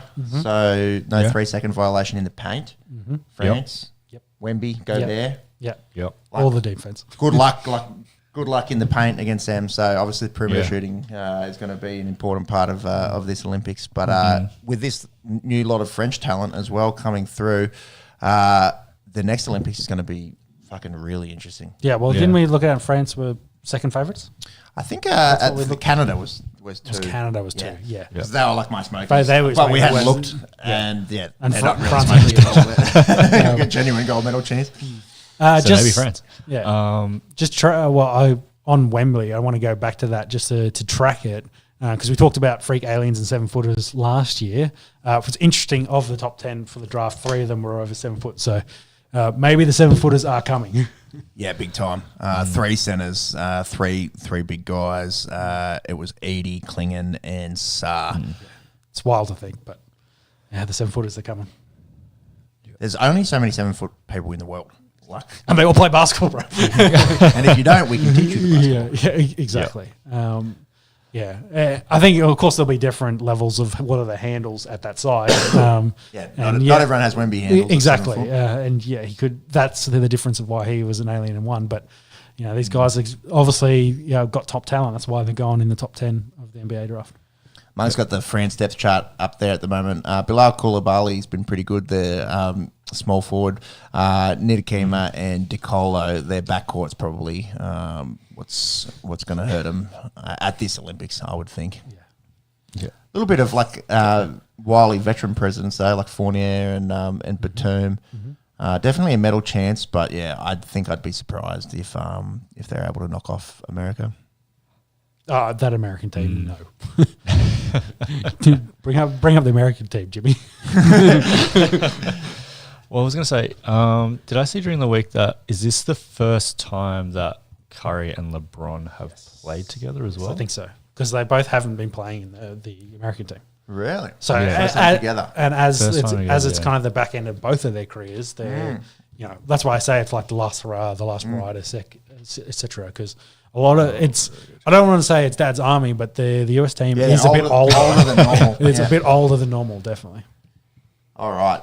USA, Ann Edwards, Tyrese Halliburton, Jason Tatum, Bam Adebayo, Devin Booker, Joel Embiid, Anthony Davis, Kawhi Leonard, Drew Holiday, Kevin Durant, Steph Curry, LeBron James. Can you just go by age there, Max, if you wouldn't mind for us? How does that team? That is by it's age. upside down. Upside down. I can work it out, don't worry. So LeBron is 39, Curry's 36, KD's 35, Drew's 34, Kawhi is 33, AD's 31. So definitely last one for LeBron, probably last for Steph and KD, yeah. And then you'd think the rest maybe have another Maybe one. get another one. Yeah. That's a wild team to think about, though. Yeah, All-time choke job, but that team doesn't get the gold medal. 100%. Could you almost argue their starting lineup would be 30 plus? Yeah, all the old dudes probably. Yeah, I think that yes, in their big matchups, they probably put LeBron, Steph, and KD on there, Yeah. and then AD and Embiid probably roll in there. As Yeah, the but then tall. are you having LeBron play as another guard? Or do you need another guard to go out there? Like, does Ant Edwards start with Steph, LeBron, KD, and then either Joel and AD? It's wild. It's wild. You got to... When that's your picks, and then Just like the New South Wales spine. then you got Jason Tatum and Book and Kawhi and the rest coming off the bench. It's fucked. Yeah, they shouldn't lose. No, but again, the biggest thing is that FIBA rules. Yeah. FIBA rules. Yeah. Wemby and Gobert in the paint. Watch out. Watch out when they go up against Jack Landale and Jabri. Bitches. Should we talk about that now? Yeah, We've might been as doing well. Olympics. Yeah. So Boomer's squad has been named pretty strong, but a very big mix of. I think it's our young and old. strongest Boomer squad in a hot minute. I reckon last World Cup, last Olympics, just because of the age of the old guys. I Yeah, think they were- another 4 years is added its total. but you watch as Giddy and Daniels and Josh Green all come into their primes. Certainly the next generation of boomers coming through. Anyways, the team in alphabetical order: Dyson Daniels, Matthew Dellavedova, Dante Exum, Josh Giddy, Josh Green, Joe Ingles, Nick Kay, Jock Landale, Will Magnay, Jack McVeigh, Paddy Mills, Jop Reith, Matisse Thibault misses out. He was very good in the last one. Yeah, he's like stats at the last Olympics, especially from a defensive He perspective. played himself into an NBA contract essentially out of that last Olympics. Yeah, I don't know what the go is there, if he's carrying some sort of injury that no one's privy to. Well, or- I think I was telling you the rumor I heard that was Dellavedova and Ingles were fighting for the same spot, so only one of them was going to get picked, with essentially him in the team. But yeah, those two have been picked over him. So How do those NBL guys get in over? I don't know. I don't watch enough NBL. I don't know to maybe comment on how good they are. do a But quick Google on Will and Jack. yeah, I would have thought Matisse. Well, centre, so size. Yeah. So that's one. It might just be And positional. What's Jack? Jack plays strong. Is a strong forward. Up. Not that Jack. There's two Sorry. Jacks. Different Jacks. I don't know where I've gone. Jack McVeigh. Yeah. He's a small forward. Yeah, small. So, yeah, Both from Tasmania. Interesting. centers make sense. Yeah, well, the Jack Jumpers success. Yeah. What are It their was his ages? 2024 season. Will Magnay, 26. He's a 6'10", 245. Pretty much it's all NBL guy. He had a year at the Pelicans. Champion NBL. I was just saying, can you find? Just scroll down to his 2024 season. I was just seeing if not there. No, but just what it says there. 1 year deal. Jack Jumpers. No, nothing Was he the NBL's most improved player? Can you scroll up to 2020 he was. 2020? So a while ago. Yeah, so And who's the other guy? recent. Jack McVeigh. 26-year-old, 6'8", small Grand final forward. MVP, so he probably played. Yeah. Well. So I think one size and then one probably the best player out of Australia and In Canberra by Australia, the looks of that. Yeah, Lake Ginninderra, heaps of them go there for when they come down to the AIS. Yep. So I think he's a Queenslander, and then obviously got his AIS contract, and then I think you'll find Exum and maybe Josh Green as well. Both went to Lake Ginninderra. Well, there you go. Will Magnay, Jack McVeigh play themselves in, probably off form in the NBL. Matisse Thibault misses out. How do you reckon they'll line up? 1 through 5. We're talking about this before. Well, I think Giddy has to start. and probably Green has to start. And then who's your big?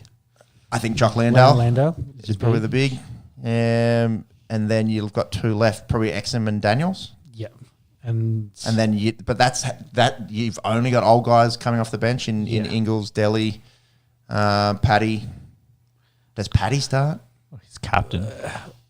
Maybe. well, it might depend on Maybe the it's Paddy, game as well. and Giddy. Maybe are you starting guards? Yeah, and then rotate the guys in.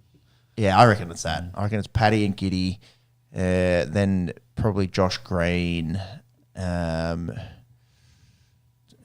don't know. It's hard to pick. Jock will start centre, surely. Yeah, I think so. Job Reith, maybe. We'll see. We'll see how they line up. So they're expected to play. Like I think that'll be it's a tough tournament. Like, they'll get some game time. We're just talking about these 2 NBA guys. You know, they're there for a reason. Maybe one of them gets a start.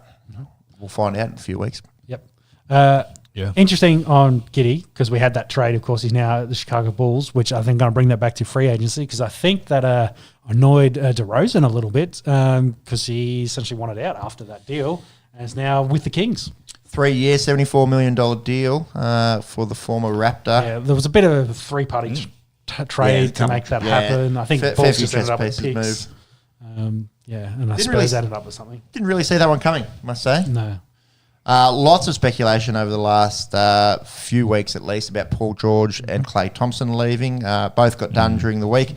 PG-13 goes over to Philly, 4 year, $212 million deal. They are stacked on paper and means Boston's going to really have their work cut out for them in the East there if they all stay healthy. Well, did you see Boston's re-signed all their dudes and they're going to, if they all see out their contracts, will spend over $1 billion on their crazy. Which is crazy. I think Tatum and Brown are now number 1 and number 2 for highest contracts in the NBA. Jason signing the Supermax this week, so gets a 5-year Supermax. And I keep calling them Supermax. I think they're just called Max. I think a Supermax is a prison. Yeah. Max deals. And Jaylen Brown got his bag last year, signed what was the biggest deal in NBA history last year. Yeah, both on about 300 mil. So yeah, crazy. You know, 2 guys there are worth $500 million. And then Tyrese Maxey and Donovan Mitchell both signing max extensions with Philly and the Cavs respectively. Oh, thanks, Max. You got that up quick. So yeah, Tatum goes to number 1. Brown is 2. So they've got the 2 highest paid players in the NBA. Nikola Jokic 3, Bradley Beal 4. Yeah. Holy, good agent. Anthony Edwards, Tyrese Halliburton round out the top 5. Then into Giannis. Franz Wagner, wouldn't have thought, is 8th. Scotty Barnes. That's like a new deal as well. Yes. That's from this week. Actually, yeah. Yeah, I think that's from this week, the Franz Wagner deal. Got a Max, Scotty Barnes, Kat, Dev Booker round out the top 10. Yeah, so much money. A few guys getting unders there. I think Luca's next deal and Joel's next deal. They'll be getting max deals of whatever that is. Those numbers. It's wild, wild, isn't it? Yeah. It's so crazy, dude. $500 million for 2 players. Yeah. Well, over it. So yeah. So $313.9 million. We won't leave out the 0.9. I wouldn't mind us a lazy $900,000 for Tatum and 285.3 for Jaylen Brown, both over 5 years. It's actually good because you can see the increases there as well. So when Joker signed his deal, it was 276, and then when Brown signed his 285, and then it's jumped up obviously with the talk about all the new TV money to 313 for a max deal. So just in the space of 2 years, it's gone up 24, 13, $37 million between Jokic and Tatum's deals. So Throw Beal in there as well. Yeah, sure. Yeah, exactly. Another 20. That's the year before. So maybe not quite 350 for next year's max deals, but it'd be pretty close to it. But Inflation, bro. Cost of living. yeah. NBA is not worried. I see all the videos of LaMelo Ball on his go-kart on the top of his penthouse suite on top of his apartment, just doing loops on the top of it. His fucking little karting. just chilling. Yeah, It's a wild list. Yeah, He's making 40 mil, nearly 41 mil a year. yeah. Keep going down. Who's someone on this list that you're like, how are they getting that kind of money? No, they're all still pretty good. We're at like Sabonis. There you go, Michael Porter Jr. I'm just going to pick someone out there. I thought you were going to go to Ben Simmons was next. Yeah, Ben Simmons, 177. He capitalised early, I think. Over 5 years. MPJ, 179 over 5 years. I think what I thought also was interesting of the first 15 or so, that Curry was the only one over 30 as well. How was Giannis in there twice? There might have been his old deal and then he's on his new deal. Yeah, that's probably his extension. Yeah. And that'll... yeah, that's his old deal. Oh, yeah, gotcha. Yeah, It's yeah. ending. So it's that ending, deal's and ending. he's and already it's got his extension. Yeah, okay, gotcha. Yeah, there's an obscene amount of money Yeah. in this list. Yeah. It is, of course, the big difference between, say, the NFL, we're going to pay 55 blokes versus 5. Yep. Yeah. And really, most teams are just forking out big cash for 2 usually. Yep. Yeah. Crazy. Check out the list if you want to feel bad about how much money. That's it. Do you want to run through the list of other moves? Because you mentioned Klay Thompson. He ended up at the Mavs. Yep. Which was an interesting kind of spot there. Yeah, I thought it was interesting, given all we spoke about throughout the whole playoffs was how the Mavs needed help with bigs. Yeah. Let's get another shooter who, what did he shoot? 0-14 in his last game. So, yeah, definitely not who he used to be, but 3-year, $50 million deal probably comes off the bench unless more they want to role guy. Well, they could transition him to the 3 and have him play that 3 role. I could definitely see that happening. I wonder if they, splash a little bit of money trying to bring in, a reasonable big. But Klay goes over to Dallas, and you already mentioned DeMar and PG-13. I'll just run through the other sort of reasonable names that are going to new teams. Tobias Harris joins Detroit. 2 years, $52 million. Isaiah Hartenstein gets a big deal, and this is interesting. Played really good. A lot of this probably comes off his postseason with the Knicks. Goes over to OKC on 3 years, $87 million. OKC looking pretty scary with him going over there and really bolstering. Probably, where they needed a little bit of help. Jonas Valanciunas, another big on the move, goes over to Washington, 3 years, $30 million. Kentavious Caldwell-Pope gets a good deal, 3 years, $66 million. And Chris Paul going around again, just 1 year over in San Antonio, $11 million. I think he had I think they offered him at, which is the Suns, yeah? Last year. Like a 2 year. They offered him like a 2 year extension on decent money, and he turned that down. So they said, see ya. And so he had to sign with the Spurs on less money. Ah, really? Yeah, I believe that was the storyline. He was trying to get more, and it didn't end up working for him? Yeah. Interesting. I'm just trying to get how old Chris Paul is as well. He's 39. 39, yep. Yeah. And he's he was at the Warriors this year. Warriors, that's right, yes. We'll turn 40 this season.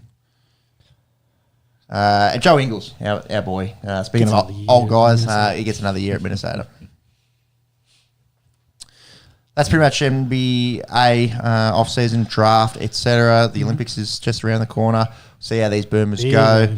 Definitely, we'll be trying to gun for a bronze medal. You'd think they'll be trying to win the whole thing. I'm sure, but I'm sure fans would definitely take a bronze medal. What do you look more forward to most of the Olympics? In terms, especially the summer, in the context of the Summer Olympics, like as an event. Yes. I do like the basketball. I love the athletics. 100 metres, definitely. 100 metres, certainly. like it. I like as an Aussie watching the swimming, given that we normally do Dominant. pretty well. Yeah, I've seen a few barbs going back and forth between the Australian-US team already, so a bit of heating up in the pool. Well, the last few years have been really good battles in the pool, given that Australia's sort of come back to being really, really relevant in the pool, whereas, say, sort of 10 years ago, let's go 12, make it Olympics. Phelps and Katie Ledecky. Yeah. So between the Two of them dominated most of the events. That's right. There was a year where, I think they had 12 or 13 more gold than anyone else did in the pool. So, swimming's always good. What else do I like watching at the Olympics? Just sport on all day, every day. Yeah, exactly. I'll watch anything on there. And just the random kind of stuff when, Australia's about to win a medal in the sailing and you're like, fuck yeah. Get around this 370 laser and you don't know whatever you don't even know what that is and you're like, and then you don't think about sailing for 4 years. So, just all of that kind of gear. What about you? Some of the weightlifting stuff as well. Yeah, incredible. Some of the, I don't want to say the classic kind of Olympics, back from the Greek kind of days, but some of the... Naked wrestling, nice.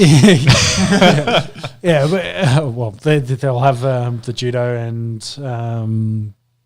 taekwondo as well. So some of that will be interesting. Some of the contact sports. Yeah, well, the boxing as well will be there. Boxing, Physicality side of it.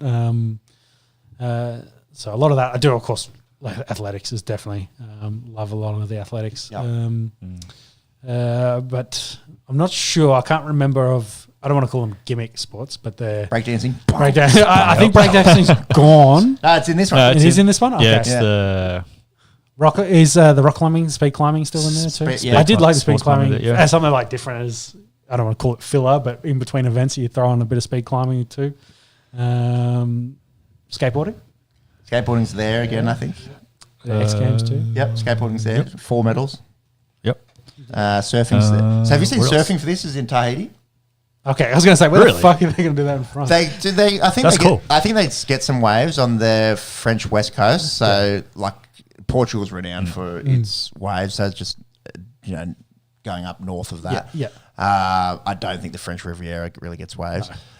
Because it's French Polynesia. French Polynesia.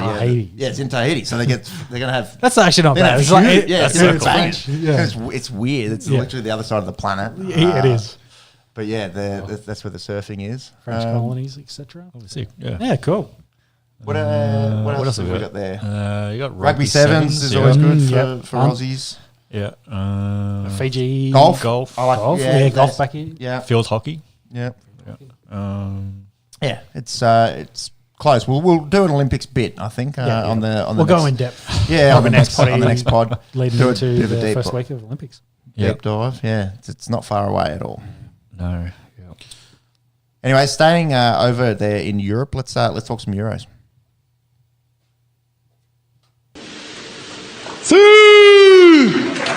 That man's gone. He is. Yep. They bow out in the quarters. We'll get to those in just a second. Run us through. How do we get there? Round of 16, Italy goes down 2-0 to Switzerland. Pretty good goal there from Ruben Vargas, the second goal. The Italians probably a little lackluster throughout this tournament. A little bit down on the quality of side that won 3 years ago, and just didn't really look like scoring much in this tournament. So they bow out at the hands of the Swiss. Germany looked really good in their win over Denmark. They peppered Kasper Schmeichel early on. Both teams had a disallowed goal in that one, but there was 2 second-half goals to the Deutsch, with Kai Havertz scoring from the spot and Jamal Musiala, their winner. Seen bits and pieces of Musiala in the past. This is definitely the most that I've watched him, given that he plays in the Bundesliga. He's incredible, like a real talent, and one that's young and certainly could be a world class. Pretty much, he's a world class player already, but could be top sort of 3 players. Just like an unknown name because. For most Aussies that aren't tragics for football, soccer, maybe not aware of Jamal Musiala, but don't watch the Bundesliga in and out. Yeah, after watching him in this, he might be a household name moving forward. Just on that, Havertz penalty, the spot kick was off a handball as well. Which we'll talk about a little bit in a moment. What constitutes a handball? The handball is interesting. We'll get to that in the Spain-Germany game in just a second. England beat Slovakia in this one. This one, classic English last-minute kind of stuff. Ivan Schranz opened the books for the Slovaks in the 25th minute. Jude Bellingham, cracking goal overhead. Not quite bicycle, sort of like a half bicycle, a unicycle, if you will. In stoppage time, there was some good footage of English fans leaving before he and then rushing back, trying to get back inside. So. Dummies. You can only imagine English fans, bro. Never coming home. Only imagine how much those tickets cost. There was one good one, like typical like English geezer, like looked like he was about 78 years old, was probably 40. 20 beers deep. Yeah, 20 beers, hitting the vape on the way out. So they're just fucking shake. They're just shake. I don't know if you saw that one. Yeah. They're like, why are you leaving? He's like, to miss the traffic. You went to Germany. There's a lot of traffic between Germany and England. Autobahn. There's a lot of roads. Oh my God, it's funny. Misses probably the moment of the tournament with that Bellingham goal. And then Harry Kane scored like in the first minute of extra time. And England knock out the Slovaks. A lot of these like minnow teams really pushed the big teams in these. Speaking of Georgia, they opened the account against Spain through an own goal, but then it was completely one-way traffic. Rodri, Fabian, Nico Williams. I've seen also a bit of him previously, but watching him consistently, incredible player, so fast. His finish in this one was nice. France get through against Belgium. Did they score from the off their own boot? No. It was a Jan Vertonghen own goal that knocks out Belgium. Belgian golden generations maybe starting to come to a bit of an end. Vertonghen's 37.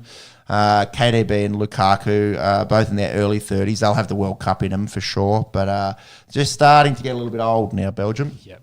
I'm going to ask Jimmy this at the end, so I'll give you a heads up so you can start looking now. How's own goal doing on top scoring? I think it's well out in front. Yeah, give me an update on that. All right. But you keep going, Pepe. Portugal 0, Slovenia 0 after 120 minutes. This was Diego Costa, the Portuguese keeper, saves all three. They win 3-0 on pens. Ronaldo actually had his penalty saved in the second half and then made amends in the shootout.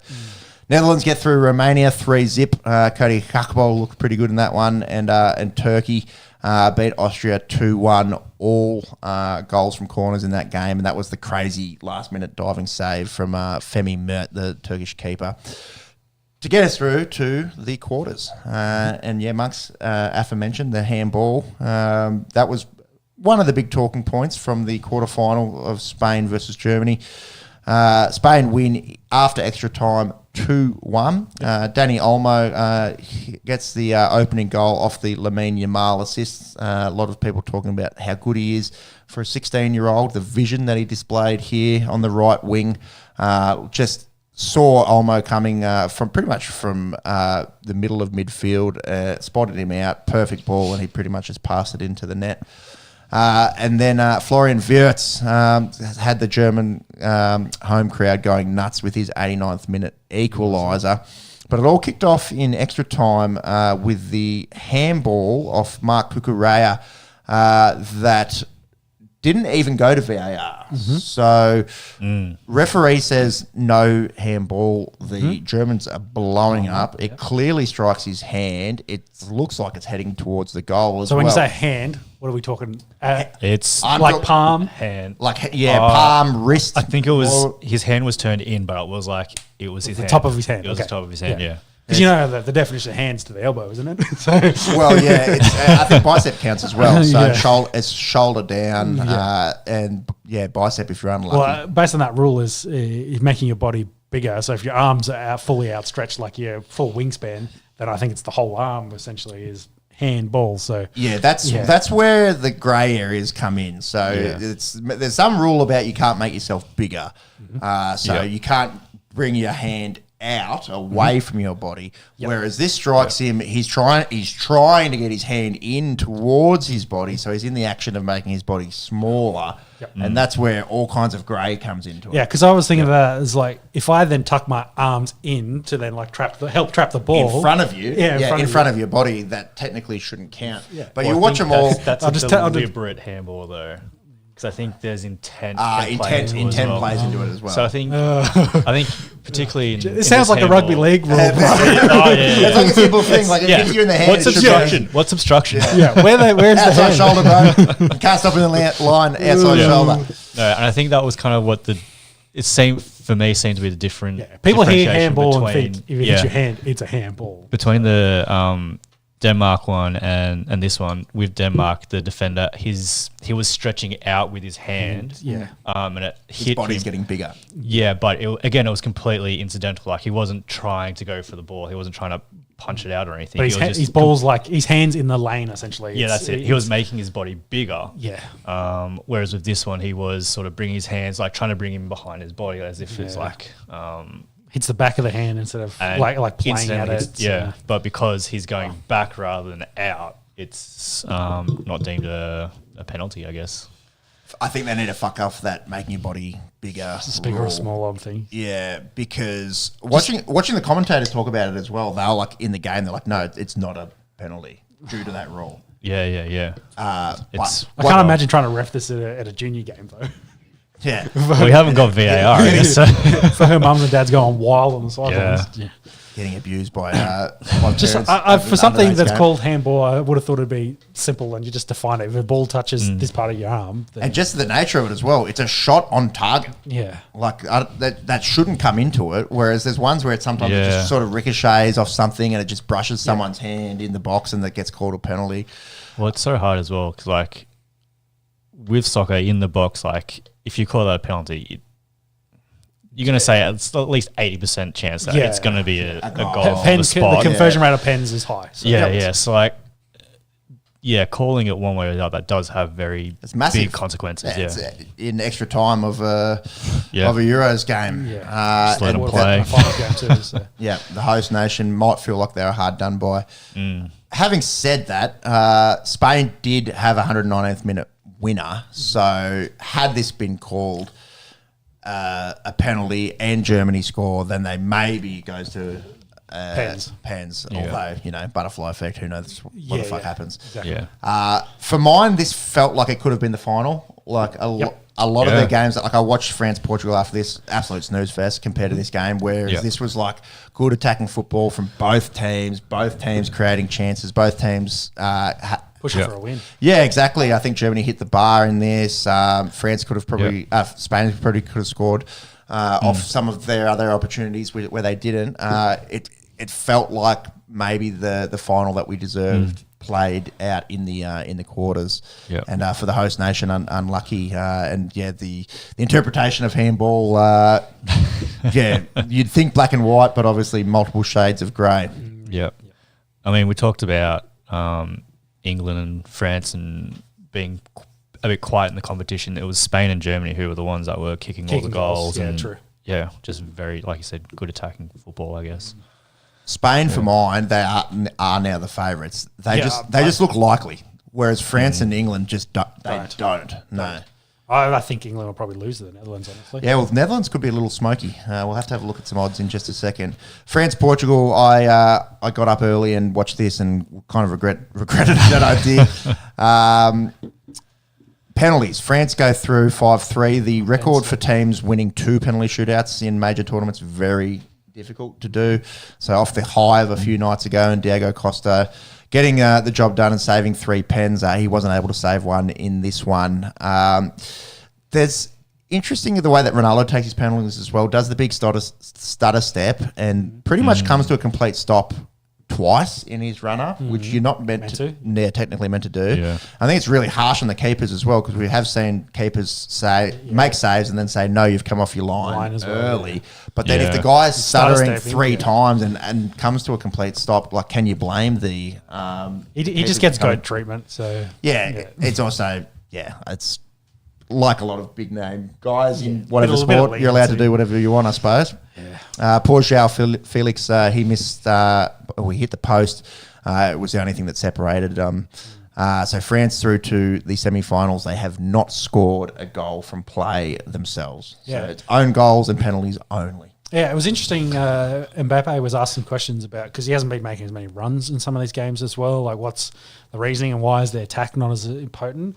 And he pointed it basically straight to Pogba. He's just like, without Pogba, like giving us the extra lines in the lanes that we had, that's the reason I was making all those runs, because I knew that I was getting the ball.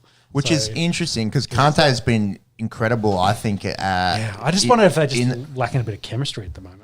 Yeah, I think it's more intent. Yeah. Like they're just happy to just sort of knock it around and hold possession without actually creating chances. Yeah. Whereas Spain, as soon as they like break into like their attacking half, they're like, we're going out to Williams or we're going out wide to make some space and try to go forward. And then one of them, because they're so fast and so skillful, is putting it back in, and Murata or Olmo or someone's getting on the end of it, and like they just make it look really easy. Yeah. And set up their triangles well and move and hold possession whilst looking like they're going to score. Whereas France and England just seem to be happy to hold possession and not do anything with it. That's the way that I've probably interpreted it. And granted, I don't watch heaps of football. I do love me Euros and World Cups, but for mine, I wonder if it's a little bit boring. Yeah, but it's also maybe a bit of the the international game as well, being teams that don't play together as much. Like who takes the reins is going to give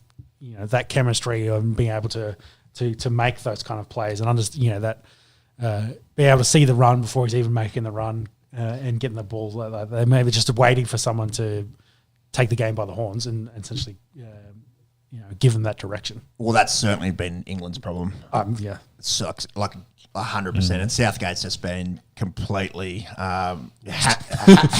Well, he's just been hammered by their media. Oh, yeah, and again, it's one of those jobs like who'd want it? Who'd want it? Yeah, historically. You don't want that job. Yeah. It's a very, very difficult job to have. But you think with the team he's got, you'd also be like, just don't fuck it up is all you got to do, really. Give them some good structure and just let them play. But it seems like they're lacking even that. They just don't have the right strategy, the right go forward.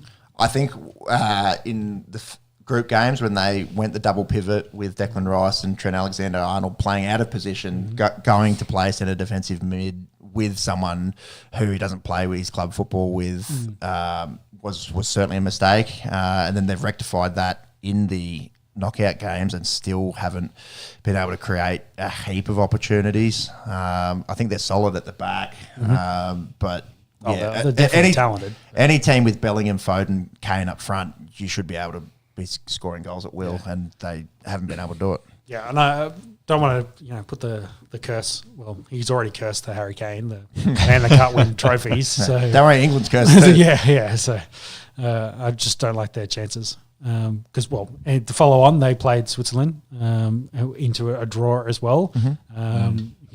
Big step up there, I'd say, for Switzerland, and did get the job done in pens 5-3.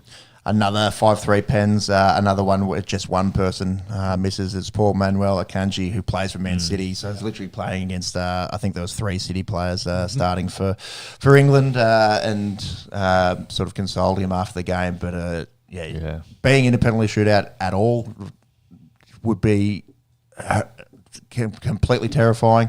Yeah. And then being the only guy that misses, at least if someone else misses, you can... there's 2 people or 3 people to blame, But every paper back home is going to be not singing your praises, essentially. Yeah, exactly right. So, which is a shame because he's on paper one of their best players. Yeah. Netherlands also go through against Turkey. Turkey scored first in this one. The Dutch get a couple of goals around about the 70-minute mark. De Vries scoring a header. I think it was his first goal in about 10 years for the big centre-back. Pretty handy time to have one. And then own goal, who is a good scorer in this one. A few good memes getting around. Chelsea signed own goal after seeing how good he plays, yada, yada. Where's own goal at, Jimmy? Did you find the... Well, it's a 4-way tie for actual goal scorers. So Musiala, one of them, as aforementioned, Cody Gakpo, Ivan Schranz, and then Georges Mikadetsi. That's probably not how you say that name, but one of the Georgians. What have they scored? One of the 3? Georgians, Yeah, three apiece. And then of those guys, only Kakpo and Musiala are left. Mm-hmm. So one of them probably favoured to get Golden Boot. Yeah. What was the total on own goal? Total 10, I think. on own goals is 10. Yeah. How many goals have been scored in the tournament so far? Well, that's gonna make you work. 108 goals. There you go. So 10%. Yeah. Cool. Yeah. 9. Yeah, go 10%. Yeah.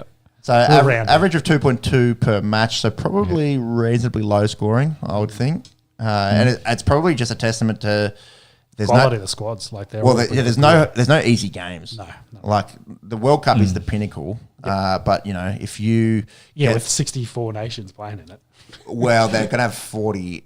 They're gonna have 48. 48. Yeah. Which is going to be even. This will happen. Even there'll be more paddlings in the World Cup. But if you're a top tier European or South American nation, and you get the 4th or 5th tier African or Asian nation at the World Cup, generally they'll take care of business. Whereas, we spoke about the minnows and Slovenia and Slovakia and even Georgia holding their own reasonably, in the knockout games. There's just no easy games in European football. No, I agree. So that leads us into, Spain versus France, and then England's got Netherlands. Yep. So that'll be Wednesday and Thursday mornings. They're both a 5 a.m. slot, so much more watchable, I think, for my liking, especially on a work day. And then it'll be final would be Sunday 5 a.m. I think. Yeah. 14th of July. Yep. That's in a week's time. No, that's Monday. That's Monday morning. time. Yeah. Sunday night. Yeah. Yep. Who have you got? I think Spain beats France, and Netherlands. And I do think, do they choke now? Yeah, probably. I think England can probably beat the Netherlands, maybe like in a 1-0 kind of game. But I just don't think England's right at this stage. So I think the Netherlands will probably get the job done, and probably Spain win the whole tournament. I don't want to overlook France like that, but that's the way they're playing. That just doesn't give me confidence. I agree 100%. And on paper, incredible, but they haven't scored from play yet. Spain have Scored lots. conceded 2 and scored a lot. I think I'll go with you there. I think Spain get the job done. I don't mind the Netherlands getting an upset against England. Very solid at the back with Virgil van Dijk and De Vrij and Dumfries. Also have looked more likely to score, have more goals to their name. Kakpo, when he plays for the Netherlands, looks even more dangerous than when he does for Liverpool.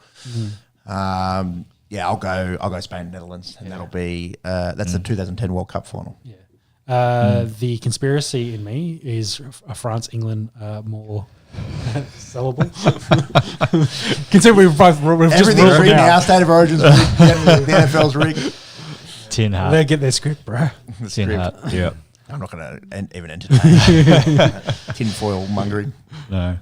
I think both those teams I just mentioned, we have no confidence in the way they've played, but again, we're at this stage in the Euros, they could also both win and whatever with a France-England final. So and more than likely, one game goes to extra time, and more than likely, then we'll get some pens yeah, as exactly well. right. Then it's flip of a coin, really. Yep, agree. You got the odds there, Monks? I do. So, as we've discussed, Spain is now the favourites at $3. England are their second at $3.50. France is at $3.75, and then Netherlands are out at $6. Quick little touch on the Copa America. Big talking point was the offside goal from the USA-Uruguay game. Yeah, no love of the refereeing in that one. I just don't understand how you can be offside by a toe or a foot or another appendage. And a cock in one of the games. That's kind of what I was getting at. But you're 2 meters offside in this VAR. It's all good. Era, sweet, bro. And they just let it through. Just let it go. And Pulisic and the Yanks were understandably frustrated. Yeah. And they don't get out of the group. Yeah, to the point where, you're saying that, you should go celebrate with the Uruguay team. And pretty then, bad, and didn't shake hands. The ref wouldn't shake his hand after that comment, which I guess is fair. Yeah. But, I think it ended up being a bit of a shit show. But Uruguay are good, so they've made it all the way through to the semis. Yep. They'll play Colombia. Colombia dished Panama 5-0. So can't say I've been watching heaps of this, but that should be a pretty spicy game. And then Argentina and Canada, who face each other in the group stage, get each other in the semis. Canada, probably the strongest they've ever been. We're looking at them pod. Have got obviously their captain Alphonso Davies at Bayern Munich, but also have guys at Inter, Porto, a few EPL guys, and then a ton playing with each other at different clubs in the MLS, just all spread out. Having said that, Argentina on paper, I think, are the best team in the world. That's the defending World Cup champs. They've got Messi in the They got Messi. Messi. One player. Yeah. See Messi missed with a Panenka. He tried it. Yeah, and landed on the roof of the net. Luckily, the rest of his team stood up big time, including World Cup hero Emi Martinez, one of the funniest guys in world sport, making saves and getting the hips going. Very reminiscent of some of his World Cup gear.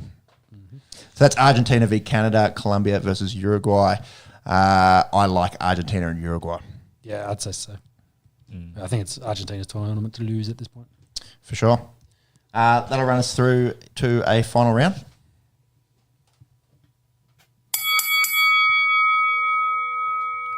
UFC 303 last weekend. Didn't buy this card. May or may not have seen some of the fights some other ways. Light heavyweight Alex Pereira defeats Yuri Prohaska via a head kick in the second round. Lots of defending calf kicks from Yuri in the warm-up. Yeah, well, so leading to that head kick, so the story that came out from Alex's head coach was essentially they saw on social media Yuri trying to defend calf kicks, like practicing his calf kick defense in the warm-up and noticing his hand position was low. So from his hands, so Alex his kickboxing background, but in the UFC hasn't really Had to use it, really. Yeah, thrown many head kicks, a lot of calf kicks. You know, he's definitely famous for that, and of course, massively famous for the left hook. So after seeing that, they thought, hey, if we can get him biting on those calf kick feints, we'll throw the head kick in it. And then at the end of the first round, he knocks him down with the left hook. Yuri's probably already a little bit out of it, and then picks a feint. Alex at that point is like, I'm in my zone. Essentially, throws a head kick, and that's all she wrote. It's one bloke you don't want to get punched or head kicked from. No. So and does it a lot easier in this one than he did the first fight between the two of them. Of course, both took this fight on 2 weeks. Was that all it was in the end? Yeah. It was not much. He was here touring in Australia and he took the fight. And also rumours he wanted to fight at 305 even after this, which is in like 6 weeks' time. So the guy is a crazy wild man at the moment, and you can see why. He's an absolute got bazookas in both hands, and the leg kicks will knock you the fuck out. Also smashed him in the first round as well. Yeah. Not quite saved by the bell, but Yuri was close. In trouble. Yeah. Another 30 seconds and it might have been a different story, but yeah. For sure. And it was a bad knockout too from the head kick as well. He was in all sorts after it.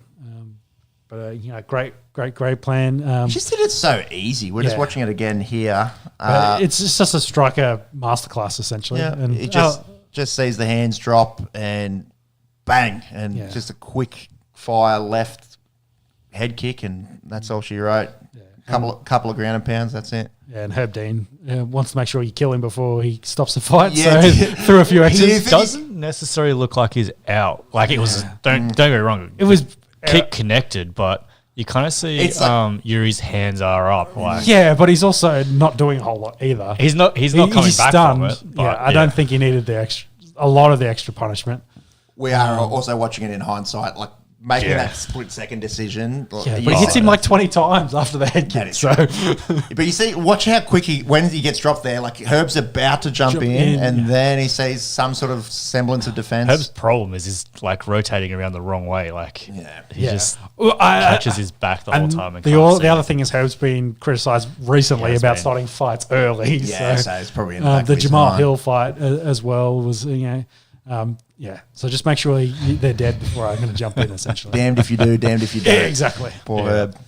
Poor Herb. But the other thing with Herb, like he's rushing in like he's going to stop it too, and then pulls out. Has done that a few times as well, kind of questioning his own decisions. So. Yeah, but that's split second. It is I think split he sees him get dropped, like and then he's not knocked out. Yeah. So he lays it go. If it's not a championship fight, I think he jumps on him. Probably. Yeah, probably. Probably. It's just like, bro, you just get head kicked out of this world. Anyways, I think we're clutching at straws a little bit.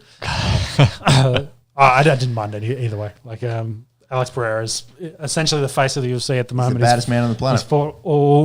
He's fought ridiculous amounts of fights recently. Jumps in this one, and I think it was saved the card essentially. They needed it after Conor pulled out. You seen reports that he was fighting 10 kilos heavier than weigh-in? Yeah, he was 230, I think, the next morning. So, How the fuck was he making middleweight? I have no idea. That needs to be studied for science. Oh, incredible. All the rumours already. Jones has got his fight, I believe, booked at 309 with Stipe, and does he move up to heavyweight? There's been some talk about Anthony Joshua trying to get him into boxing as well. And he said, like, I've just turned 37. I'm not going to make a career out of any of that. What do you think? What's a good fight? Gets me paid essentially. That is interesting. So, but he could definitely. He's going to be undersized at a heavyweight, but he could probably be 240, I'd say, with no cut and weight, which is an okay size for a heavyweight. Well, speaking of age, and Jones turning 37, I was wondering how old Stipe is. He's 41. Yeah. Also wild that Jones and Pereira were born like 2 weeks apart. Yeah, right. Pereira, sneaky old, obviously having so much time in kickboxing before coming across the UFC. Yeah, it's They're weird, both isn't it? Born in July. I think it was like 19th and 7th or some shit like that. But yeah, so, is that if Jones beats Stipe and doesn't retire, a massively fun fight with Alex would be quite interesting, especially with pound for pound rankings at the moment. Yeah, for mine, it has to happen. Dana will want that to happen. Yeah. But I feel like Jones, the way he ran through Gunn, I think he just runs through Alex as well. Yeah. Just size and takes him down, and then that's all she's going to wrote. Hopefully not. Hopefully it's a fun fight, but hopefully it happens. Yeah, hopefully it happens one, but just can't get past. I think Jones is definitely still the GOAT in my opinion. So Agreed. Diego Lopez defeats Dan Ige. Ige coming in on 3 hours' notice. Wild. Lives down the road in Las Vegas. Yeah. Brian Ortega, mystery illness. I think he was in camp because he's got a fight, I think, on 304 or 305 as well. Mm-hmm. So, he had, Dan, so he was in camp. But yeah, Ortega missed weight, had an illness, couldn't continue, probably missed weight because of the illness. Mm-hmm. And chicken and egg kind of stuff there. Yeah. So Diego weighed in 3 times because he was at featherweight, lightweight, and then had weighed in for this at the catch weight at 165. I think it was 160 for this fight. But it ended up being a pretty fun fight. He did win by decision in the end. It kind of got scrappy towards the end of that fight as they wore out, essentially. But Diego's kind of a rising star at the featherweight division, so it was good to see him stay on the card, essentially. I believe he got well rated from the fight too. And Ian Gary getting the win over Michael Venom Page. Yeah, in a bit of a snooze fest. He almost had a submission in the first round, but out of that, they just then had essentially Gary just wrestled him for 3 rounds and didn't make a lot of progress with any of that. So yeah, it was a bit disappointing, a bit of a snooze fest in that one, but it was one of those ones as a name value on the card. Other results from the card: Roman Dolidze defeating Anthony Smith, light heavyweight. Mm-hmm. Yeah, Romeo won the first 2 and then kind of faded, and Smith kind of came back. Smith was saying, "Hey, with a win, I should be in the title conversation to fight Pereira." I've said, bro, you don't want any of that smoke." Not anymore. And Macy Chiasson defeating Myra Silva in the women's. Have you seen the cut in this fight? No, big one.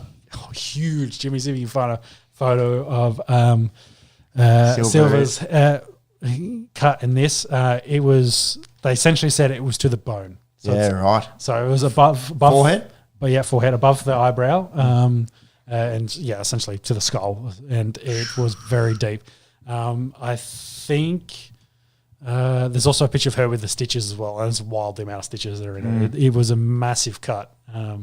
But they also said some things like, yeah, they've seen guys, seen other fights continue a little bit, but also it was pretty bad. Like, it was interesting. The ref and the doctor couldn't make a decision on who was going to cancel the fight, like call the fight. So the ref was constantly asking, like, should I stop it? And the doctor's going, it's to the bone. It's a bad cut. It's to the bone. It's a bad cut. And not saying you should stop it. And the ref's like, should I, what are we doing? He's just, it's a bad cut. It's just a bad cut. So in the end, I think the ref probably made the right decision if you can get a picture of that, because, it was pretty bad and pretty deep. Oh, God, yeah. Right across the upper part of her right forehead, or lower part of forehead, I should say, above the right eye. That is a massive gash, and, her face just covered in blood there. Yeah, there's the two of them going back and forth about whether we should stop it or not, but, yeah. Have you got the post? I thought I saw some of it stitched up there, and it looked like double-digit stitches. Oh, yeah. It was wild. I don't have it on that one. Anyways, check it out. If you haven't seen it, it's a pretty reasonable cut there on Moira Silva. Yeah, it was just deep. Nate Diaz beats George Masvidal in boxing. Yeah, that's probably close to 20. 7, so that's 8, 9, 10, 11, 12, 13, 14 maybe. Pretty reasonable. Does not look fun. No. Oh, wow. Yeah, go check that out. It's a huge cut. Yep, it's a big one. What happened in the Diaz-Masvidal fight? Supposedly, it was actually a pretty good boxing fight. It was 10 rounds. The judges scored it in favour of Diaz, winning 8 rounds to 2. That by all accounts, they threw 1,300 punches, so it seems like they had some decent volume for some older UFC guys that are meant to be washed. They definitely battled it out, and I think Masvidal was disappointed in the way that it was scored. He thought he threw more of the power shots, did more damage, but Nate maybe did more of the volume. So, fun fight for ex-UFC guys. I think Masvidal said he's going back to the UFC and potentially has got a 3 fights contract coming up. So you might see George back in, say, the welterweight division. Going forward. Sweet as. Let's finish up with some F1. Yeah, and go. Give me some Seb. If you come on, Danny Fingers. Bastian Vettel. Yeah, so we had the Austrian Grand Prix last week, which almost, it's a home event for RB and all the Netherlands faithful, the Dutch faithful for Max Verstappen travel and come, so you get the orange crowd. It was a pretty good race and competitive between McLaren and Red Bull, and maybe a bit too competitive. Yeah, probably a bit too competitive, and Max ends up hitting Lando with 6 laps to go, and they both get rear punctures, and essentially, Lando didn't want to continue after that. His car was a bit banged up, and then Max had to pit, so he finished down the order. But that took him out and gave Russell essentially the lead. I actually thought Oscar might have been a smoky because he then moved into second, potentially get his first win, because I thought he might have had a slightly better tyre strategy than Russell at that point. But they had to put a virtual safety car on for about 2 laps, and he lost any sort of room he could potentially gain, and then finished about 2 seconds behind Russell, which is unfortunate, but still good to finish second, get a podium for Oscar and get some points for McLaren. He's been doing very well for them. And Ricardo, following Ricardo watch, I think he finished 9th or 8th. Got a couple points as well for the RB team. So that's good considering Perez continues to perform badly. So where did Perez finish in that one? 7th. Well, qualified badly, finished 7th in this one. That then leads us now to this week, tonight, in an hour, 12 o'clock midnight for us, so an hour and a half, to Silverstone. And the Pommies turned out. Russell got pole. Lewis was second. So Mercedes maybe back a little bit. They've had some improvements showing some pace. Norris is third. So McLaren's again doing quite well. Then they follow it, of course, with Max, who's in 4th. And then Oscar, our boy, will start 5th. Interesting, Perez, he crashes in Q1, so he's now 19th. He's started down the grid in most of the recent races since the break. Since he signed his contract, essentially, he's been really struggling. He's been out-qualified by Yuki and Ricciardo in nearly all those races in the last month. Yuki will start ahead of Ricciardo in this one, 13th, and Ricciardo is 15th. but both, of course, in front of Perez. We'll see how they finish in that, but a lot of the rumours are starting to put pressure on Perez that, Red Bull may be having a bit of buyer's remorse and giving him an extra year. And, Fuki and I think more specifically Ricciardo as the veteran in that team, keep putting on the pressure that Perez might be outsider looking in and Ricciardo might nick his seat. Because Liam Lawson, the Kiwi, also is, rumours that Ricciardo, that the RB Visa Cash Up team is a junior team for developing drivers, so it makes no sense to have Ricciardo there. Maybe Liam Lawson needs his seat. So, a lot of pressure in that space. This race is shaping up to be quite interesting. Red Bull have been outgunned in the improvements. So Mercedes, McLaren have definitely come back. Ferrari seem to have dropped off a little bit as well. So we will, see. Max, of course, still well ahead in the championship. Red Bull still ahead in the constructors, but the gaps are closing slowly. Yeah, 237 points for Max, Lando within Kuwait at 156, Charles Leclerc at 150, and then over in the constructors, Red Bull at 355, Ferrari 291, McLaren 268. So, it's I think McLaren's definitely moving up in that race, and whether they can bring the Red Bulls back. It'll be interesting to see how this goes. Last year's race, of course, started very famously with Zhou ending up on his roof and sliding across the road. So, was that real wet last year? Well, I don't think it was a couple real years ago? wet last year. They had the oil processors last year as well. So whether they'll be back, which is quite dangerous, but whether they'll be back to try and protest too. There'll be. I remember that. Yeah. Popping up everywhere. Be an interesting race. Outside of that, Really saving the planet. Outside of that seat, Ollie Behrman did sign with Haas, so that's one of the Haas seats gone. And Gasly did re-sign with Alpine, so he's staying put too. So we're starting, I think last pod there was like 4 people of the 20 that had confirmed their spots, add those 2, so there's only about 6 of them that have confirmed where they're driving. Williams haven't confirmed who's next to Albon yet, so a lot of talk about Sainz or who was the other one? A veteran. Maybe it wasn't Hulkenberg. I can't remember now. Maybe even like Ricciardo coming back, as a guy that potentially come in and help support Albon as a veteran dude. So, lots to race for in the last race of the triple header, and then they have a break, I think, in F1 for a little while until what's the next race after that, Jimmy? We've got Hungary mid to late July. Yeah, so a 2-week break. Yeah, small summer break here, which is usually where they get a bit of the madness in the driver market movement too. So we'll see what happens after 2 weeks. Yeah. Anything to add from an F1 perspective? No, not really. Really covered it all off there. It'll be interesting. Again, I suppose leading to the break, Silverstone will be a big race to see where people finish. I know Jack Doohan, so the other Aussie, did do some practice in the last race at Austria. Maybe he can nick that last Alpine seat as well. So, which would be wild to see if he can get 3 Australians on the grid. Yeah, it'd be good. I think we looked that up and it had been very, very long. 80s, wasn't it? Late 70s? Something like that. Long time since that's happened. And back when they had more cars in the racing than the 20 they have currently. That'll do us for tonight. Thank you for joining us. If you're a first-time listener, check us out on socials, Instagram, Facebook, and the like. And thank you for joining us. This is On The Esky, Aussie Sports Podcast, but we like our world sports as well.